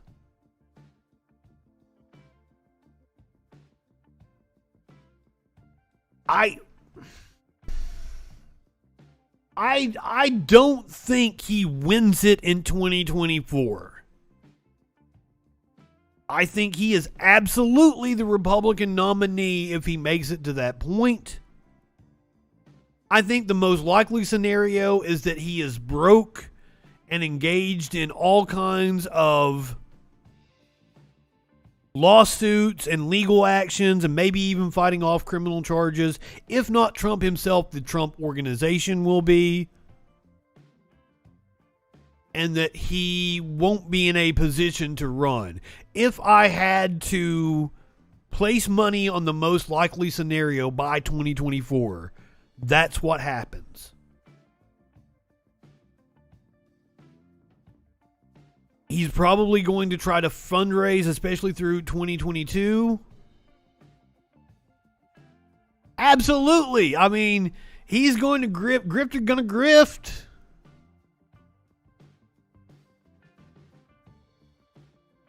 So, but like, I think the most likely scenario is like, even if he's even still alive, we got a story about like, he says he's not going to take a booster shot. Now, I wouldn't fucking doubt he's already had a booster. But like, he's out here doing rallies.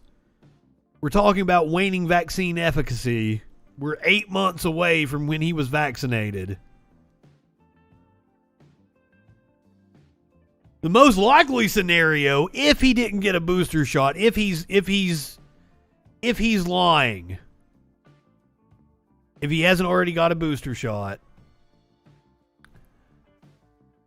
then the most likely scenario is that he catches the COVID again. It would be nice. I don't know what you're insinuating with that. That would be fun though. Trump. What was the last story I just did that had us all talking about? We were talking about going into the 2022 elections and the Trump effect.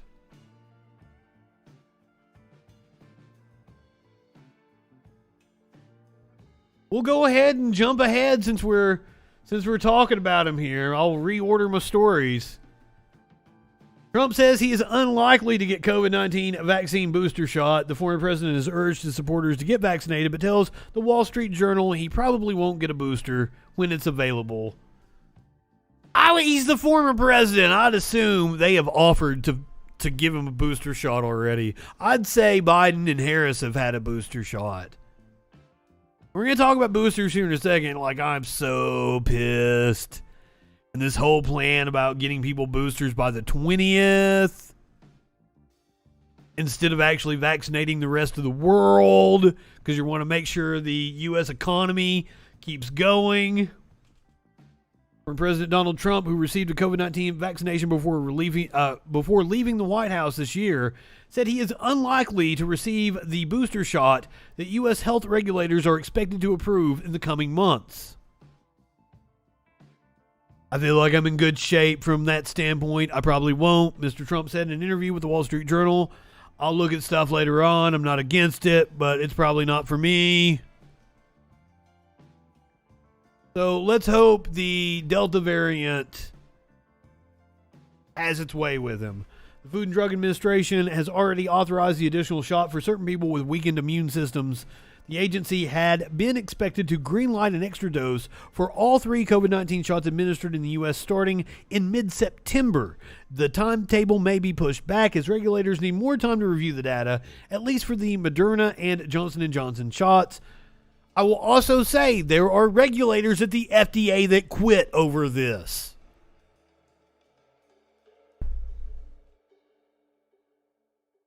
It's amazing to me how tiny his hands really are.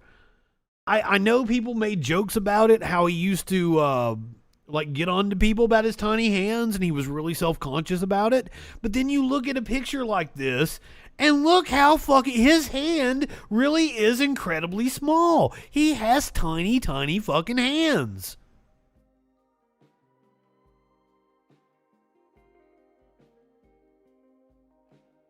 The Trump admin absolutely bullied the CDC, and they've got shell shock over what went on during that administration, but apparently the Biden administration is also coming in. It has a political agenda as well, and we've seen it in action. It is to not stop the economy for any reason whatsoever, and it is to pursue herd immunity with your kids and then get vaccines to as many people that can that are working age. That's literally what they're doing. That is literally what they're doing. Get as many people vaccinated so it does not disrupt the work schedule in this country. People don't want to get vaccinated? Oh, well. Send all the kids to school so the schools are all COVID parties, like chicken butt parties. Make sure all the kids get it. And that's how we're going to reach herd immunity. Because they were tired of waiting. They were tired of waiting. Tell me I'm wrong. How am I wrong? Do you guys see any evidence to dispute what I just said? I would love to be wrong on this.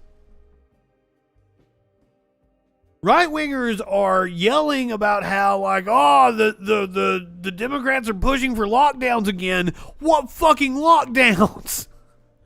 What fucking lockdowns? No one's pushing for any lockdowns. They're bathing your kids in it.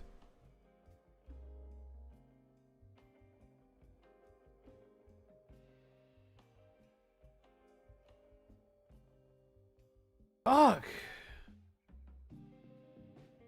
Yeah, there weren't real lockdowns in the first. We just we shut down the, like, entertainment industry and shit.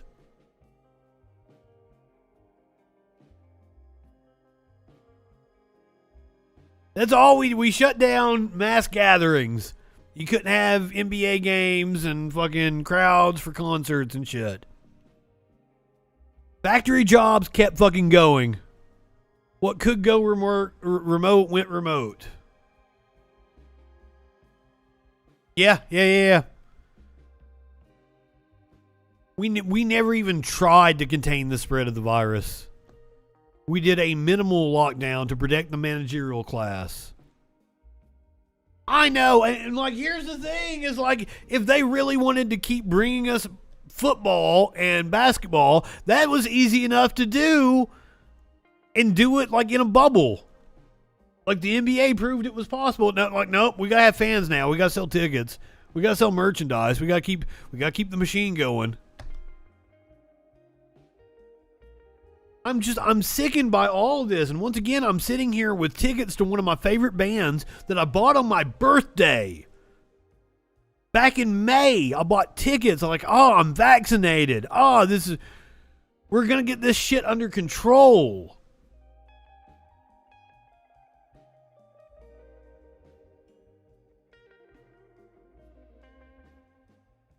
And I don't know if that concert happens, if I will go to it. I'm scared to fucking death. Do I wear my N95 and go down there and like... It was supposed to be outdoors. It's not going to be outdoors. It's going to be indoors now. They moved the stage back indoors because why the fuck not? Even though it's still fucking 80-something degrees outside. Jesus.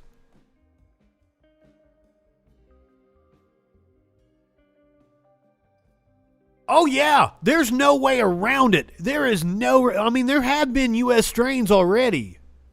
They just haven't caught on. Like, there have been numerous new strains of this shit. It's just, which one catches on and is more infectious and is more contagious and is deadlier. And there's going to be an Alabama variant. There's going to be a Florida variant. There's going to be a Louisiana.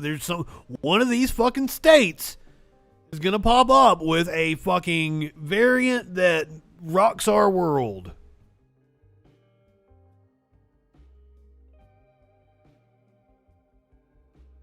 I have friends that saw Atlantis just a few days ago.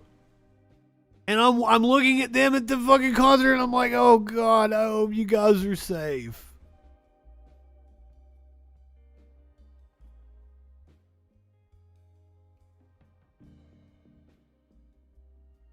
Yeah, your country has been more responsible about it. Like, fucking, here I am, and like, not only in the United States, but in like the worst state in the United States for the spread of this shit.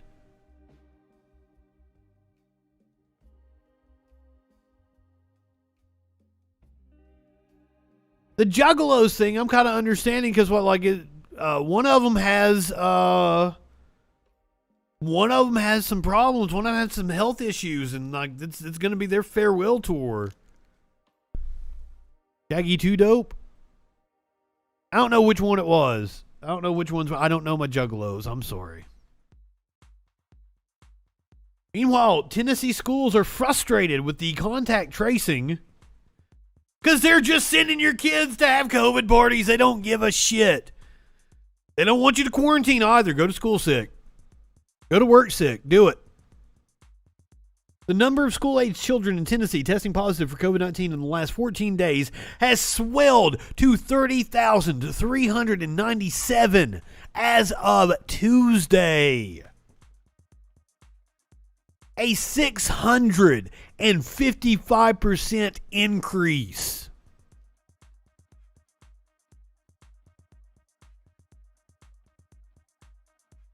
The outbreak among children has prompted some school districts to close. And that's another thing. Why am I'm seeing school districts saying, oh, we're closing down for 2 weeks. We'll be back in 2 weeks. We'll be back on September 19th. What, you think it's not going to happen again? You weren't even open for 2 weeks. What? Flu shots are available for most people right now. You can go and get your flu shot. Yes, Alanis Morissette.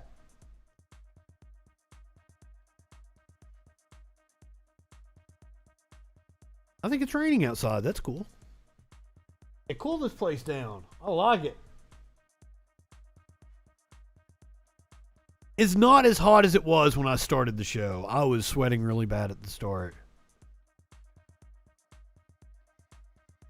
I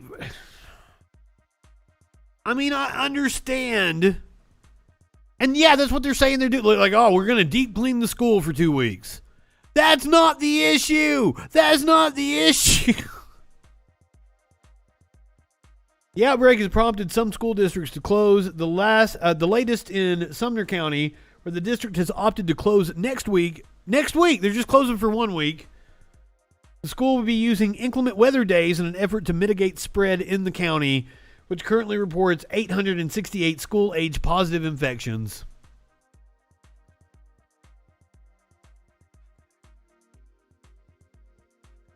I don't understand. The way to defeat this shit was everybody staying home and jacking off. Letting kids have, like, if you want to teach them, if you want to have like a short remote learning day, do it. Let them be kids for a fucking year. Fuck your capitalist system. Fuck having to teach them how to fucking do this, that, and the other thing so they're productive members of your stupid society. Let them have a year to be kids and play outside and shit. We could have took this summer to play outside. No. We had to make sure everybody had to go back to work.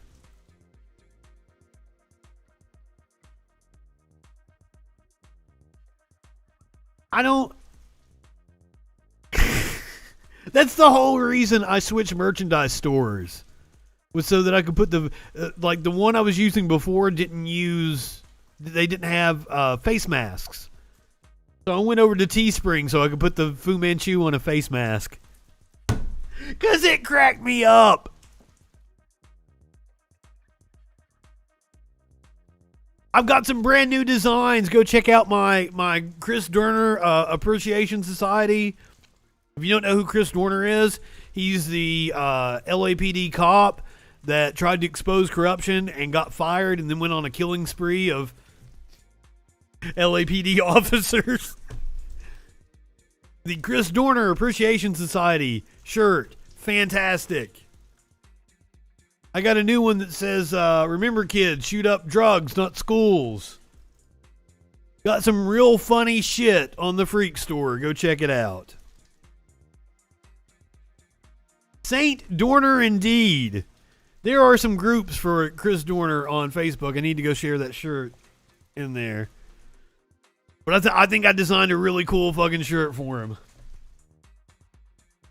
Anyway, back to the COVID bullshit.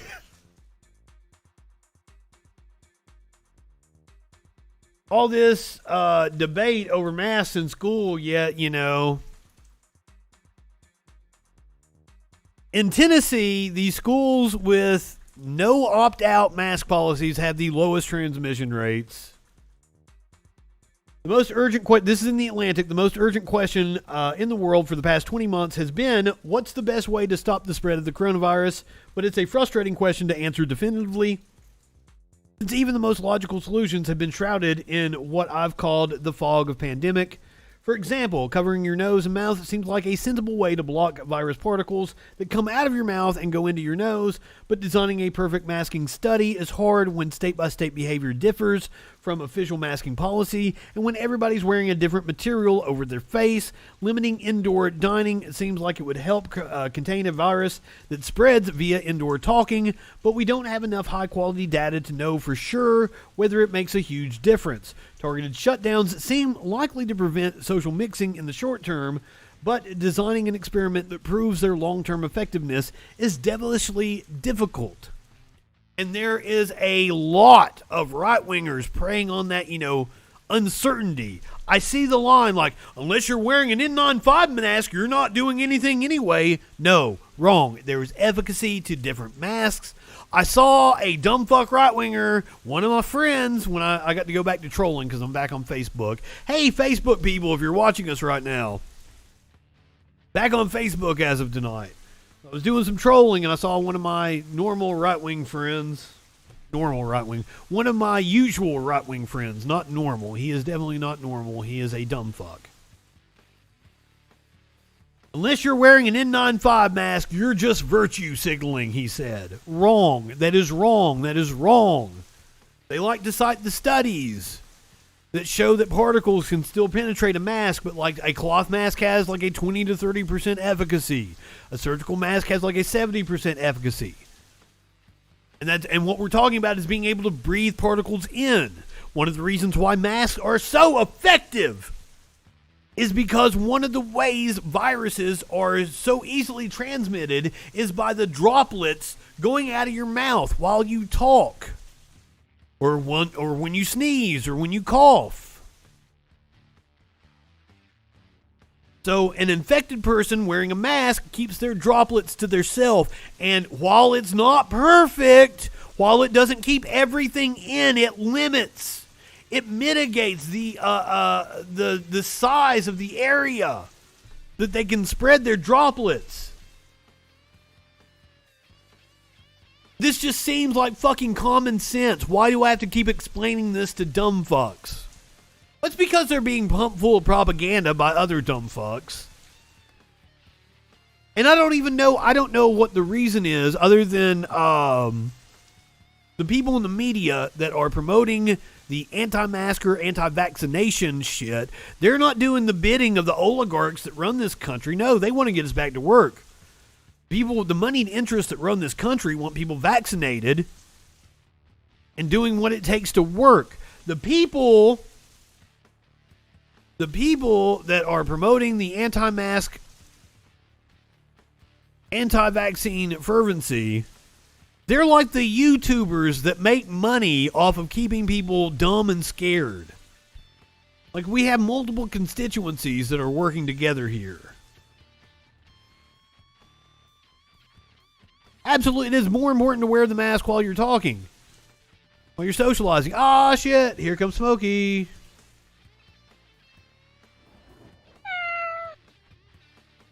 Hey, buddy. We were talking about you earlier.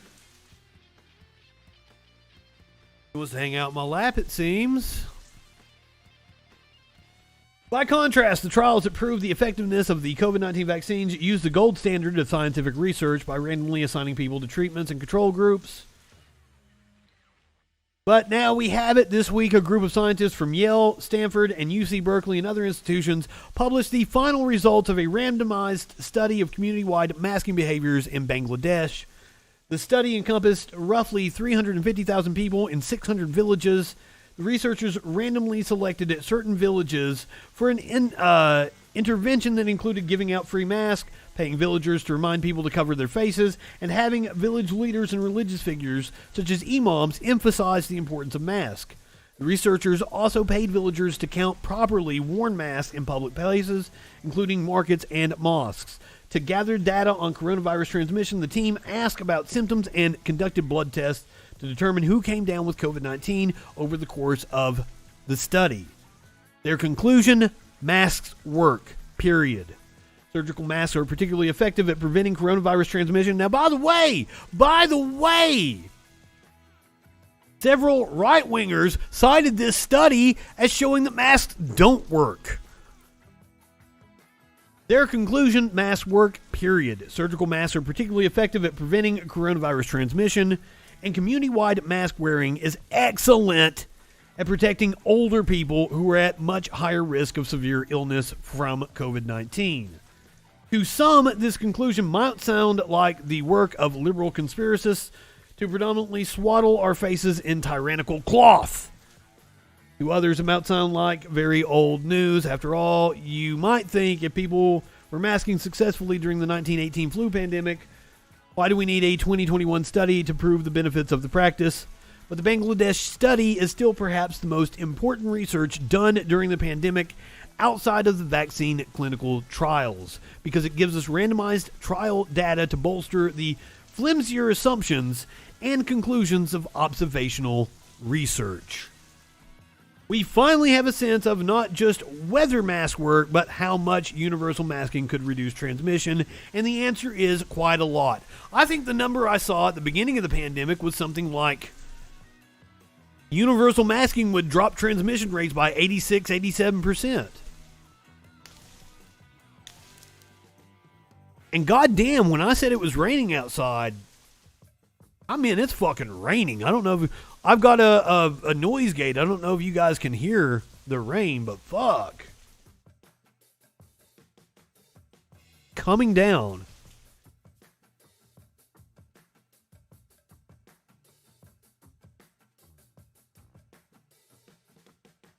Charlie Kirk. Yeah, you guys need rain out in California where half the fucking state is on fire. It's not storming. Smokey gets really upset when it's storming. When it's just rain, Smokey's probably out on the patio now. He's not in my lap anymore.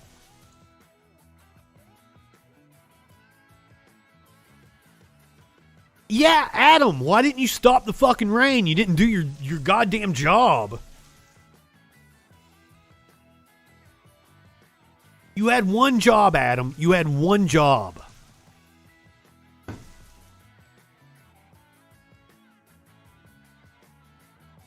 Charlie Kirk has threatened to fire employees who have workplace vaccine questions.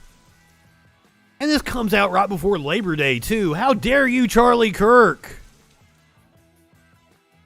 Over the weekend, youth right-wing organizer Charlie Kirk threatened to fire any employee of his organization, Turning Point USA, who asked about COVID-19 safety precautions in the workplace. According to labor law experts, that is clearly illegal. After speaking with an expert in the field of United States labor law, one thing has become increasingly clear. Kirk's most recent attempt to be a right-wing provocateur might come back to present a series of legal challenges for the frequent Fox News guest.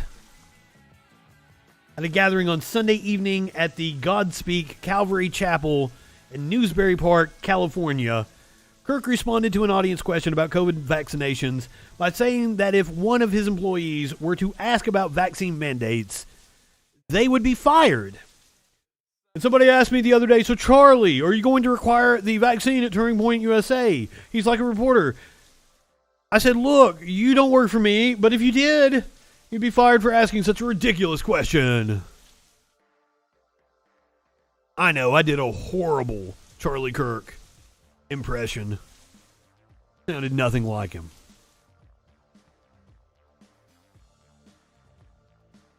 By the way, for those of you who don't know, Charlie Kirk had a partner. He is co-founder of Turning Point USA. He had a partner in crime, I guess you could say, who was with us up until last year. Charlie Kirk's co-founder of TPUSA died of fucking COVID.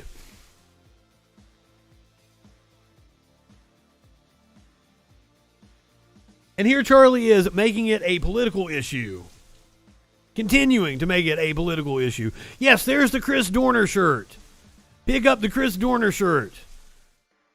Everybody should love that shirt. Now, I broke the news on Thursday on the show.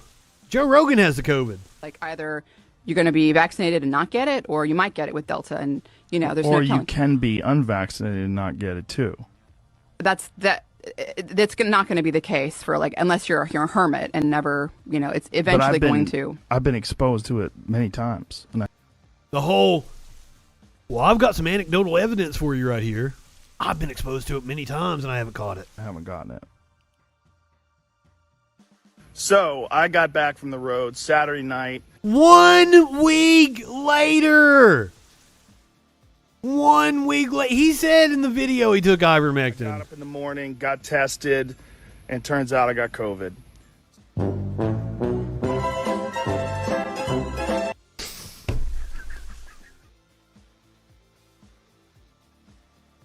1 week later.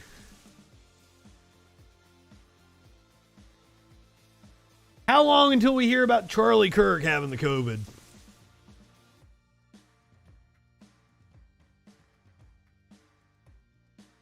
This is from The Blaze.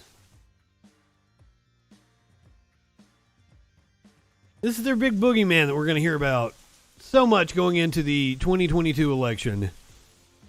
Critical race theory. I don't know who the fuck this dude is on Blaze TV. He is a fucking blockhead. There's revolution, then guarding against counter-revolution. So-called academic freedom is a nonsense dynamic. The idea that the teacher has the freedom to impose whatever the teacher believes is not met with the freedom of the student not to attend class. Since schooling is mandatory, right? This has been flipped, and now the Department of Education and the teachers' unions control almost all government-run education. Since students cannot assess their own freedoms for the most part, decisions are made by parents. But parents do to... Huh? It's a weird argument to take. The freedom of the kid. You know this is a dude that is against, like, consent laws and shit. That's the kind of libertarian we're dealing with here. The tax burden of education and lack of school choice are powerless. So let's run an experiment here, shall we? If there were two schools, one on the east side of the street and the other on the west side of the street, cost not a factor. If the school on the east side of the street was filling up its lessons plans with Marxism in all of its forms and not as a cautionary tale, classes on how to organize a protest complete with real-world application, phys ed where gender in sports is nothing but a self-identification, teaching the 24 different pride flags and what each of them mean, and there will be a test on this. You know, there's 24 of these flags. Also, the 6 different recycling bins. Well, thank you, Dougie, dude. That's just a summary. Now the school on... He's just coming straight out like, I'm going to attack inclusiveness and recycling. What the fuck? The west side of the street held classes on supply-side economics, the free market. I want to know what he thinks Marxism is. Finance and markets operate. Classes that teach civics based on the Constitution and history. Yes, including all the negatives of our past. Science as an applied study, not a pre... No. When you're talking about the negatives of our past, as we're getting ready to see, you are talking about anything dealing with race. You don't want that taught to children. Because when that is taught to children, when the negatives of our past is taught to children, you call it teaching them to hate America. Socialism. Yeah, like, what the fuck? Supply side economics. Are we still promoting that as a rational fucking economic theory? I thought we proved it fucking sucked. And wait, trades. Yes, trades. Science, philosophy, trades, gym, all that good stuff. You know, sports where the boys are over here. The problem is that there is money in doing this. These baby boomer conservative assholes want to preserve their leave it to beaver idea of America so bad that there is this whole cottage industry that has popped up willing to feed them the propaganda that will let them stay in their little bubble. That'll tell them that supply side economics works and was a good thing for them, and that you shouldn't organize protests and you should be against unions. I mean, you can tell where the messaging comes from. It comes from a moneyed interest.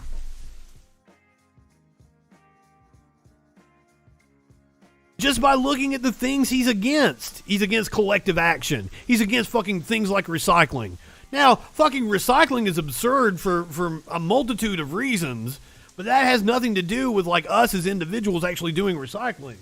There are faults with recycling. One being that fucking, it's only a handful of fucking companies creating most of the fucking waste in this country. The problem with recycling is we don't go to companies and force them to make reusable packaging. They find it a lot easier to use fucking plastic bottles and shit.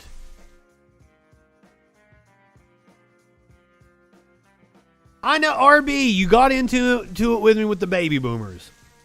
And like, man, like, I agree the baby boomers were sold a bill of goods. But they bought it. You got to own up to that shit. They bought the bill of goods. There were people who told the baby boomers, like Jimmy Carter, came into the White House, put solar panels on the roof, told us that we couldn't live on credit, that the household credit was exploding in the U.S. and that we needed to tighten our purse strings. But the baby boomers didn't want to hear it. They said, no, we want to vote for the dumb fuck actor who has promised us fucking everything, and we want to do cocaine and let the markets go crazy. Like, there's culpability from that generation. And they're the last generation to experience this comfortable affluence. Where they have they got their 40, 50 grand trucks. Their houses in the suburb. They got theirs. They ruined the fucking country, and they didn't leave anything for the generation that was coming up. I've told the story. My mom's a baby boomer during the 90s, during the early 2000s. I couldn't get through to her that she needed to go vote. That it mattered. Because, like, yes, the baby boomers were sold a bill of goods that we were in a post-political world, that we were in a post-fucking-war world, that this time of prosperity was going to last forever.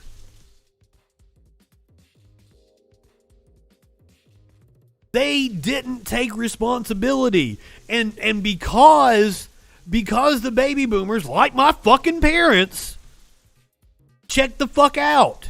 They enjoyed their house in the suburb. Literally, I grew up in a shack near my grandparents in eastern Kentucky for like the first 7 years of my life. Then we moved to a house in the suburbs, super nice, that they built during the 90s boom.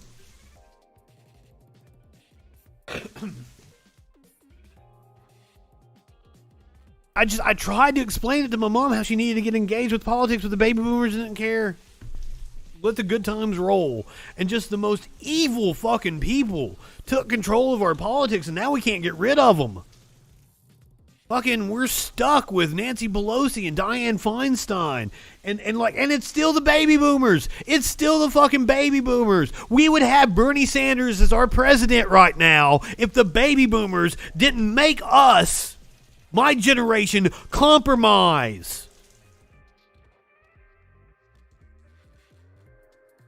Bernie would be the president at this moment. The baby boomers were like, no, we still got to have it our way. We got to have a guy that appeases us. You got to fucking split the difference. We got to have Joe fucking Biden.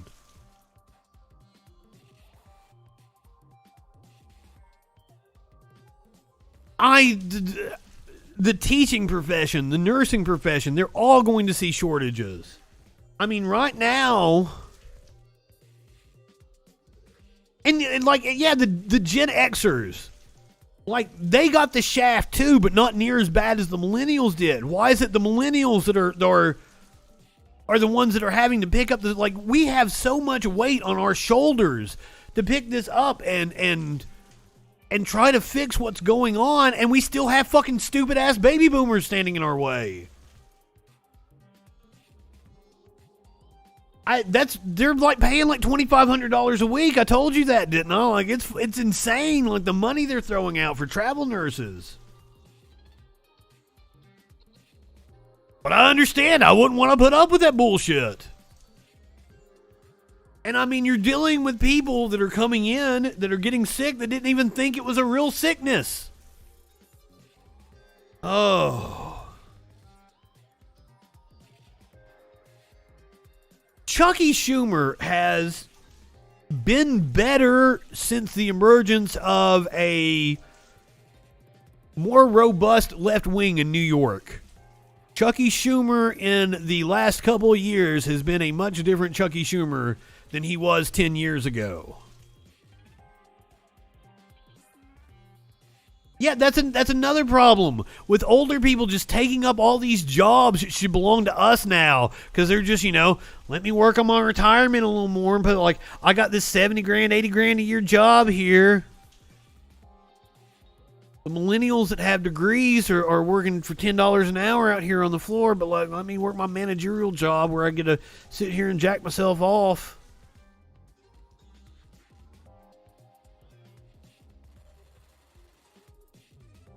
I did like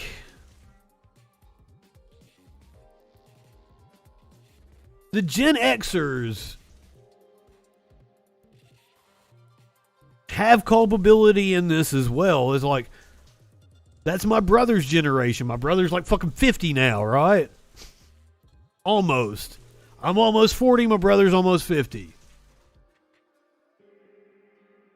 That trips me the fuck out. I'm the first of the millennials. He's like smack dab in the middle of the Gen Xers.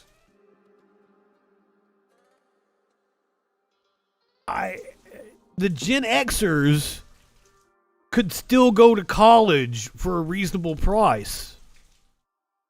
If my brother had wanted to go to college, like, it would have been readily available to him, and he wouldn't have been saddled with, he might have had, $5,000 of student loan debt. Whereas, 20 years later, I go to school and it's fucking 50 grand of student loan debt. And that's an underestimate, by the way.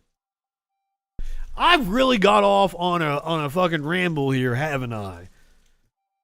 Let's finish this shit up. Cause I haven't eaten today at all. Like, I fell asleep last night at like 11 o'clock and woke up at like 3 o'clock on the couch. I hate it when I do that shit because then I'm up until 7 in the morning.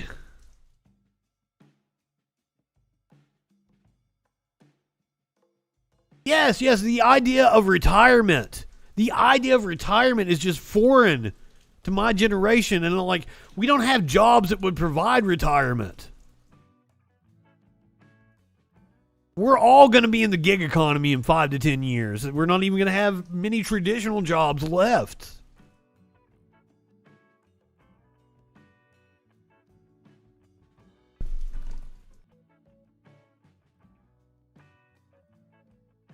Seriously, this dude is entitled as fuck.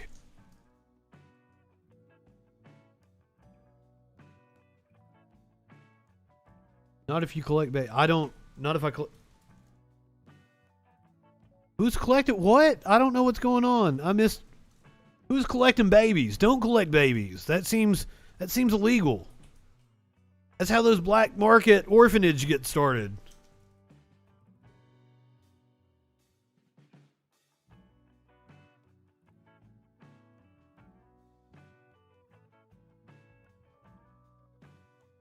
I didn't go to college with the idea of making money. That's the one thing.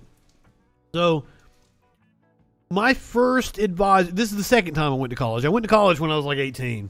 That didn't work out well. Like, most 18, 19-year-olds are not ready for college at that time. I shouldn't have done that. When I went back to college in 2010, wow, much like I was sitting at the front of the class, I was talking about it like I was very engaged. I actually gave a shit. Oh, okay. I was really confused, Dib.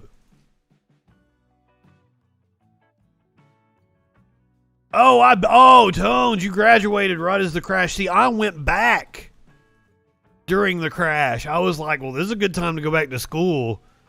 Maybe by the time I get out, things will be turned around. But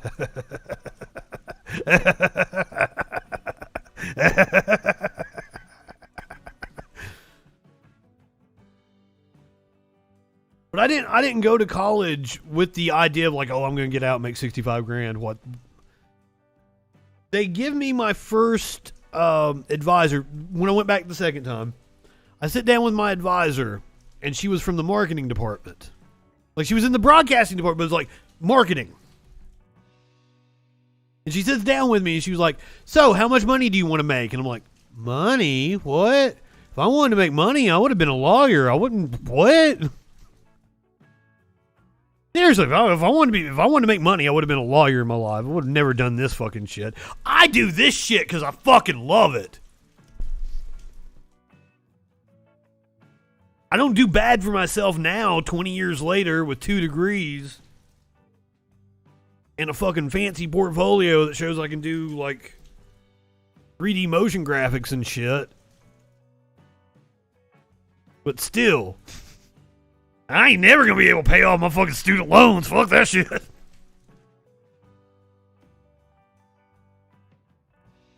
I go back to our parents always told us you'll get more conservative as you get older, and it's just like, that only happens when you're in a period of peace and prosperity. That only happens because you want to conserve the peace and prosperity. My generation has grown up knowing nothing but, like, my fucking senior year, 9/11 happened. We see a market dip because of 9/11. We see this weird war on terror shit. We see the market crash of the late aughts. Now we're living through a pandemic. Like, it's been nothing but, like, PTSD on my generation.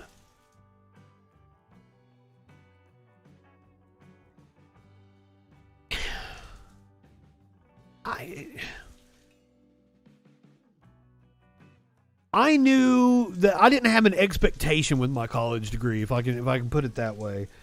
I knew that I would have far more opportunities having a college degree, because I watched people get opportunities that I had to beg for just by having a college degree, and I didn't think that was right.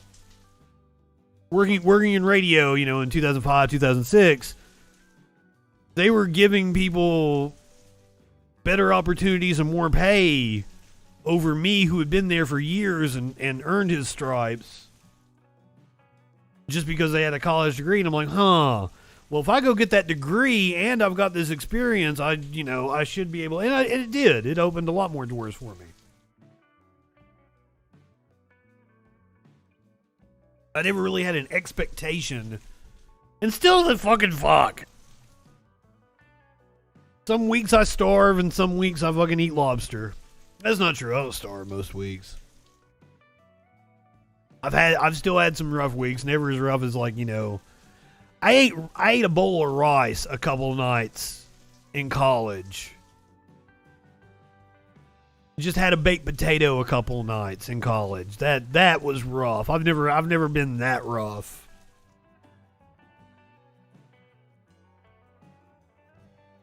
But I mean, like, it's not like money has just poured at me because of a college degree.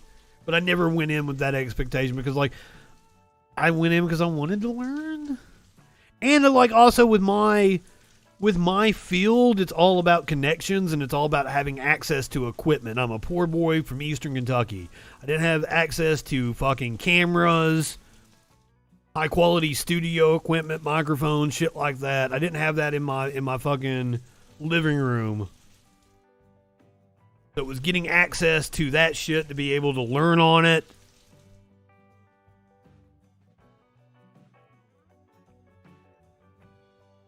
I'm not sure anybody makes enough money to work, or, like, nobody that'd be watching my show makes enough money to not worry about money. Like, fucking, I worry about money. Fuck.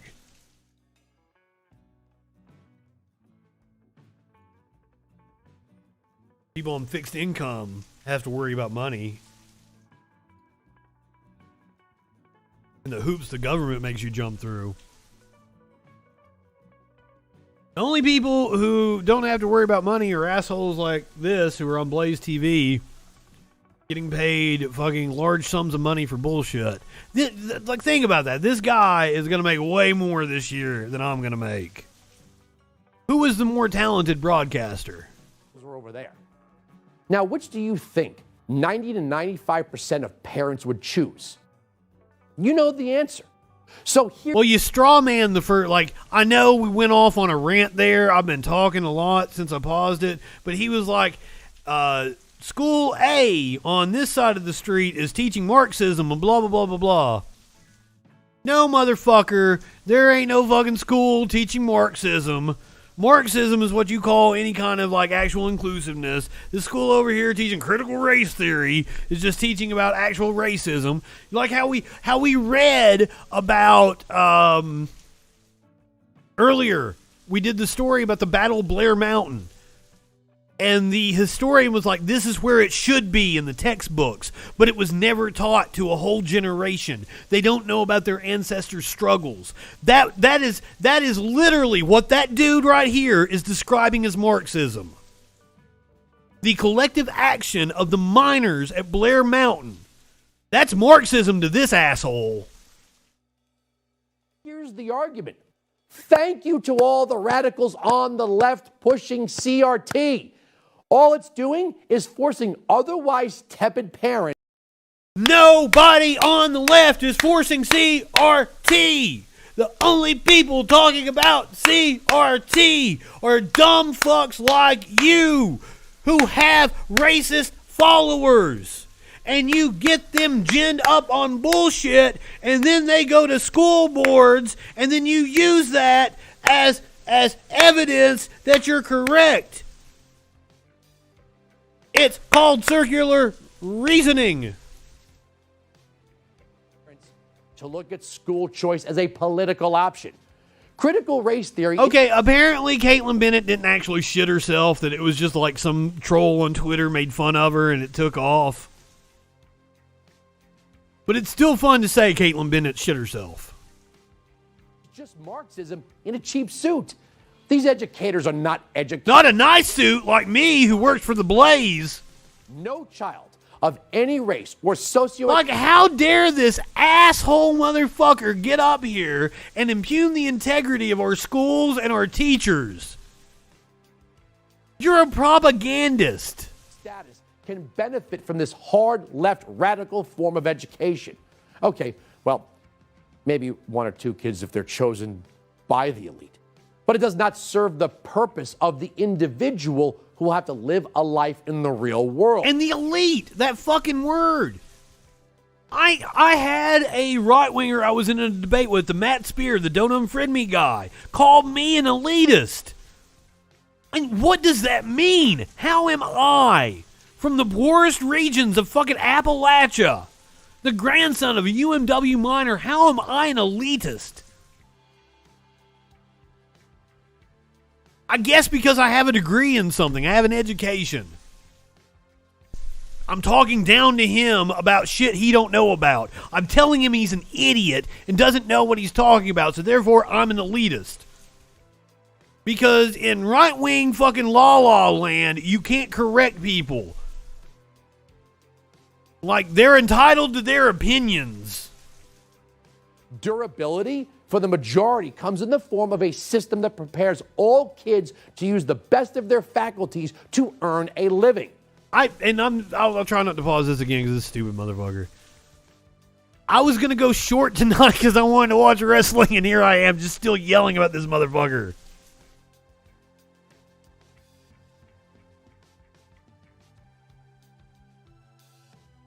Are you saying she did actually poop herself? Because I just read something the other day that it was like, you know, this troll on Twitter made it up. Me as an impartial journalist up here on the Troll Patrol, my reputation on the line.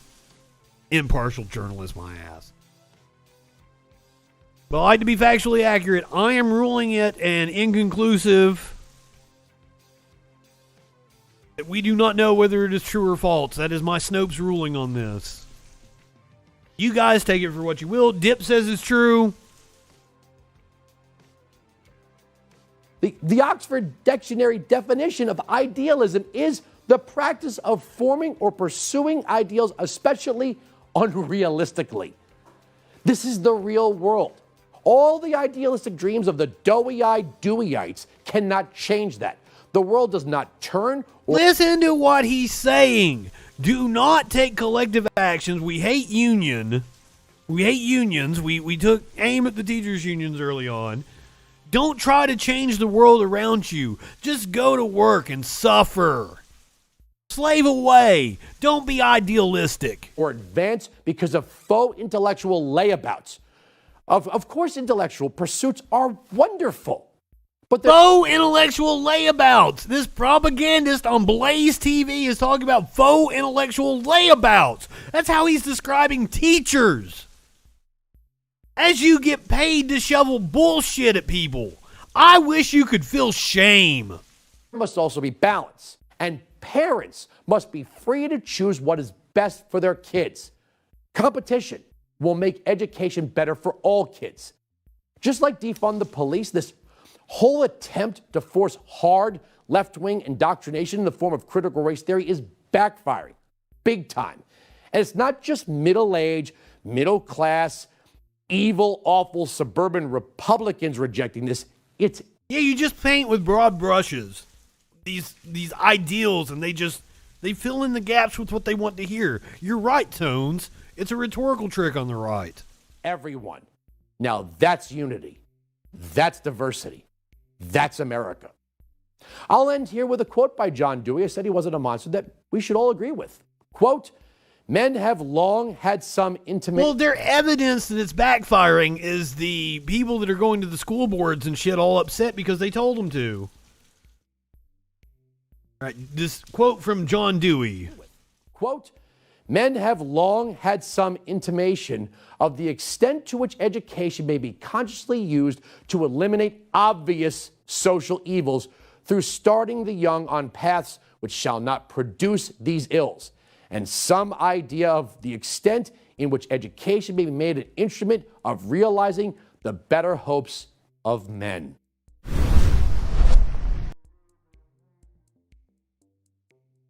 Absolute fucking moron. But hey, you can't defend the Constitution if you think the Constitution is racist. This is according to Representative Jim Banks. Critical race theory and anti-American ideology from being pushed in the United States military and taught in educational institutions under the Department of Defense. I urge my colleagues to support it because... Jesus Christ, I think this is we played a clip of this on Thursday. And that, to this guy's right is Matt Gaetz. That's where we played this clip from this hearing. And Matt Gaetz also went off on CRT in the military. Hook. Because it is not sustainable to push this anti-Americanism on our troops. The men and women who wear the uniform, who take an oath. I want one of them to explain to me what it is. What about teaching history is anti-American? If by perchance you read a fucking history book and you become ashamed of this country and don't want to wrap yourself in the flag, I say good for you. You're probably a logically thinking person.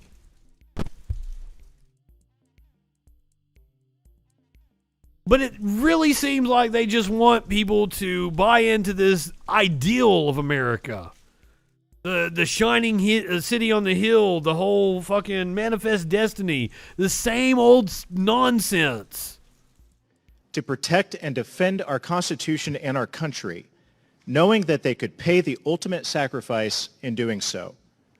How do we expect the next generation of leaders to get up and raise their right hand like I did and many of you did, when we're teaching them that America is inherently racist and evil? We all know, every single one of us in this room know, that this is the greatest... I don't know what he means. He's getting ready to say it's the greatest country on earth, and everybody knows the refrain to that. What are we the greatest at other than locking people up?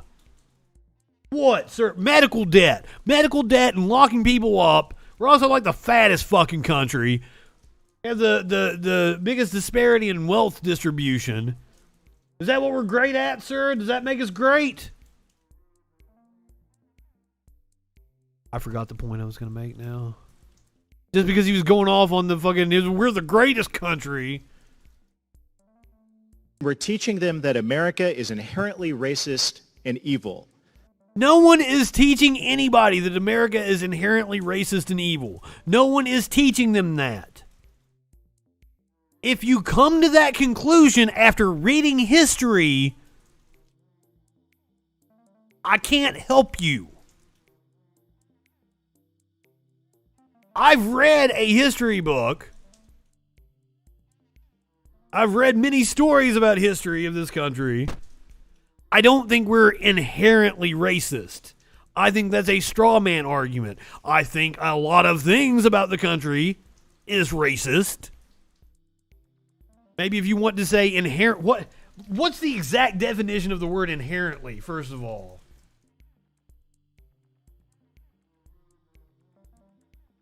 Let me be precise on this. In a permanent, essential, or characteristic way.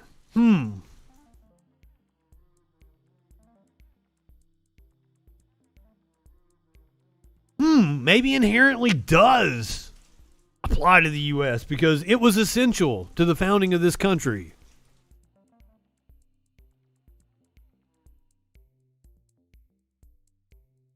It's not permanent, but has seen a permanence.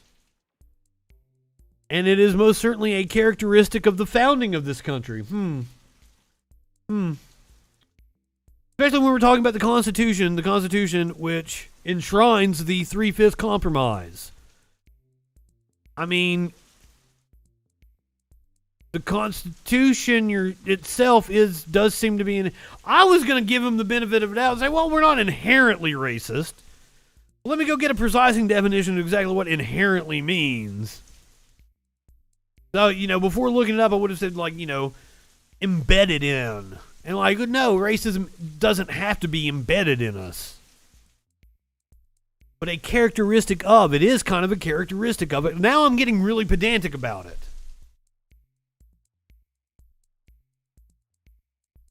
It has a welfare benefit for slavers, exactly right.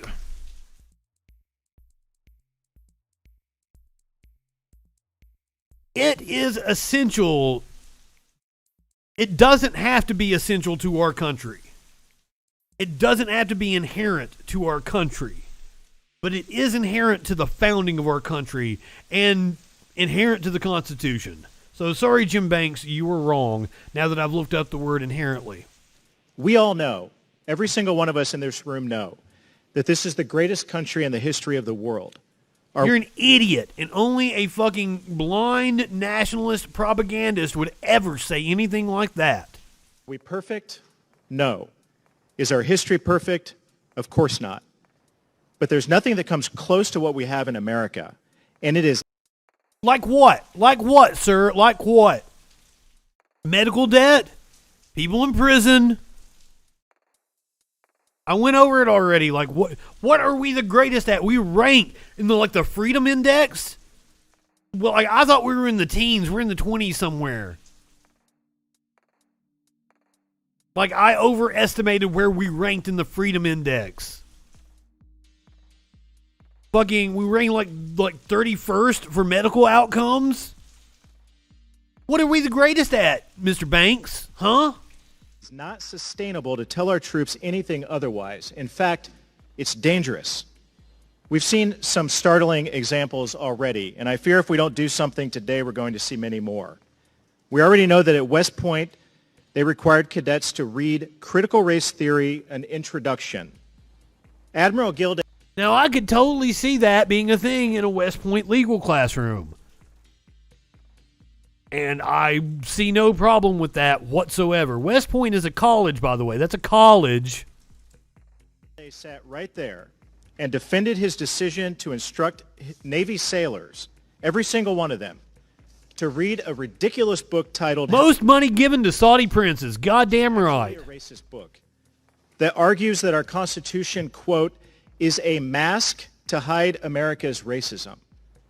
Think about that for a moment. How is it even a mask? It's right there in the fucking Constitution. It's not a mask to hide our racism. I'd say that the Declaration of Independence is the mask trying to hide our racism because, that's the flowery document that talks about the ideals of Americanism. The Constitution is the legal document and the legal framework of this country, and the racism is baked right fucking into it. Think about that as you think about the oath that our soldiers, sailors, airmen, and Marines take to defend our Constitution. And we have the highest-ranking admiral in the Navy telling our sailors to read a book that teaches them that the Constitution is a mask to hide America's racism. Once again, I take issue with that statement, but like I take issue with the dude saying it's a mask to hide racism. Who knows? This is a Republican. That quote is probably taken out of context. General Milley sat there and infamously defended critical race theory, explaining the skewered Matt Gaetz part of the military's mission. Let's be very clear about what this amendment does. Since some of you haven't read it, I'll read to you what it specifically does. This amendment would ban our military from teaching racist ideas, not embracing them. This amendment says that in the military, you cannot push an ideology. The military is actually one of the, isn't it like the first institution we desegregated? Like, aren't there all kinds of stories about people going over and fighting the war in World War II and black soldiers with white soldiers and it was no big deal, and then they come back here and just saw this extreme racism? Which Hitler fucking copied from us? Fuck. Or teach an ideology in our academies that says that any race is superior or inferior to any other race, or that people are responsible for the actions of other members of their race, or that the Declaration of Independence and the U.S. Constitution are racist. They are. Or that race determines moral worth. Or nobody said. Once again, you're creating a bunch of straw mans, you asshole. Because of their skin color. That's what this amendment does. So you either believe that it's okay to teach this and push this poisonous ideology on men and women who put on the uniform to serve and protect our country and potentially to die and pay the ultimate sacrifice for America. You either believe it's okay to teach that to them or you don't. I believe that it's counterproductive. I believe you're an idiot pushing white nationalist propaganda disguised as actually caring about race issues. The United States of America, if at the same time you're teaching them that the Constitution is racist. We have to do a better job at teaching them that America is worth fighting for. But I can show you in the Constitution where it says it. The document doesn't change. It's still there. We had amendments to it. But they just override the previous amendment. The amendments are still there. Holy shit. All right, as I said, I wanted to get out of here early tonight because I was going to watch wrestling, but, fucking the news doesn't sleep. Yes.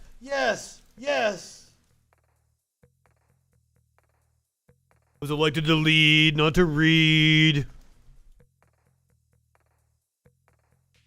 I don't know if there's... I'm going to try to stay off the internet. I'll just fuck up and I'll pull up Facebook and get some spoilers. And try to stay off the internet and not find out what happened. There's a Daniel Bryan tonight, if there's a Ruby Soho, if there's a Adam Cole, baby.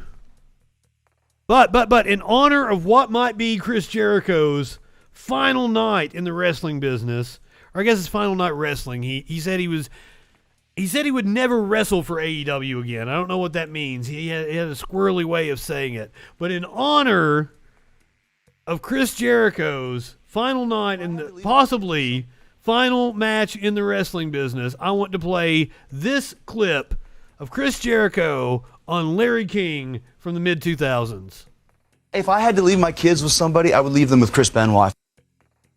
If I had to leave my kids with somebody, I would leave them with Chris Benoit. If I had to leave my kids with somebody, I would leave them with Chris Benoit. If I had to leave my kids with somebody, I would leave them with Chris Benoit. Chris Benoit killed his wife and his kid. Then killed himself. If I had to leave my kids with somebody, I would leave them with Chris Benoit. This was after he knew that, by the way. This was like in the days after. If I had to leave my kids with somebody, I would leave them with Chris Benoit.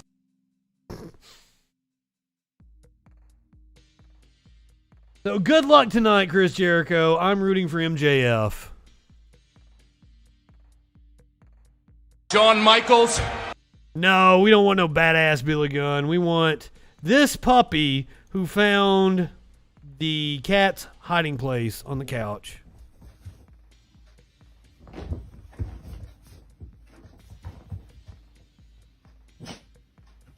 Oh, tomorrow night. You know what I'm going to do? If I stream tomorrow night, I'm either going to take the night off, or if I can come up with something that's like, I'll look and see if I can find something that's public domain. An old movie I can play about labor rights or something. Something I don't actually have to. If I don't have to work and I can find something good to play for Labor Day.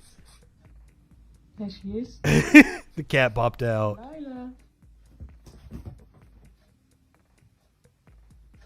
You hiding? There she is. I love it when cats and puppies get along together. Oh, they look like they're friends. I love it. So yeah, I might stream tomorrow, I might not. I don't know. If I can come up with something labor related, but I also don't have to work, we'll stream. How does that sound? I ain't working tomorrow. It's Labor Day. I encourage all of you not to work. We definitely need to take back Labor Day. Delilah. There she is. Delilah. Sweet baby. Watch Kitty pop out again. You hiding? Boom. If you're watching on Twitch, I'm going to send you over to Echoplex Media. It is time for the Plex. Go ahead, light one up, tip one back. It's all right to have a little fun before you hit the sack. I'm Justin Freakin. We might see you tomorrow night on the Troll Patrol. Live.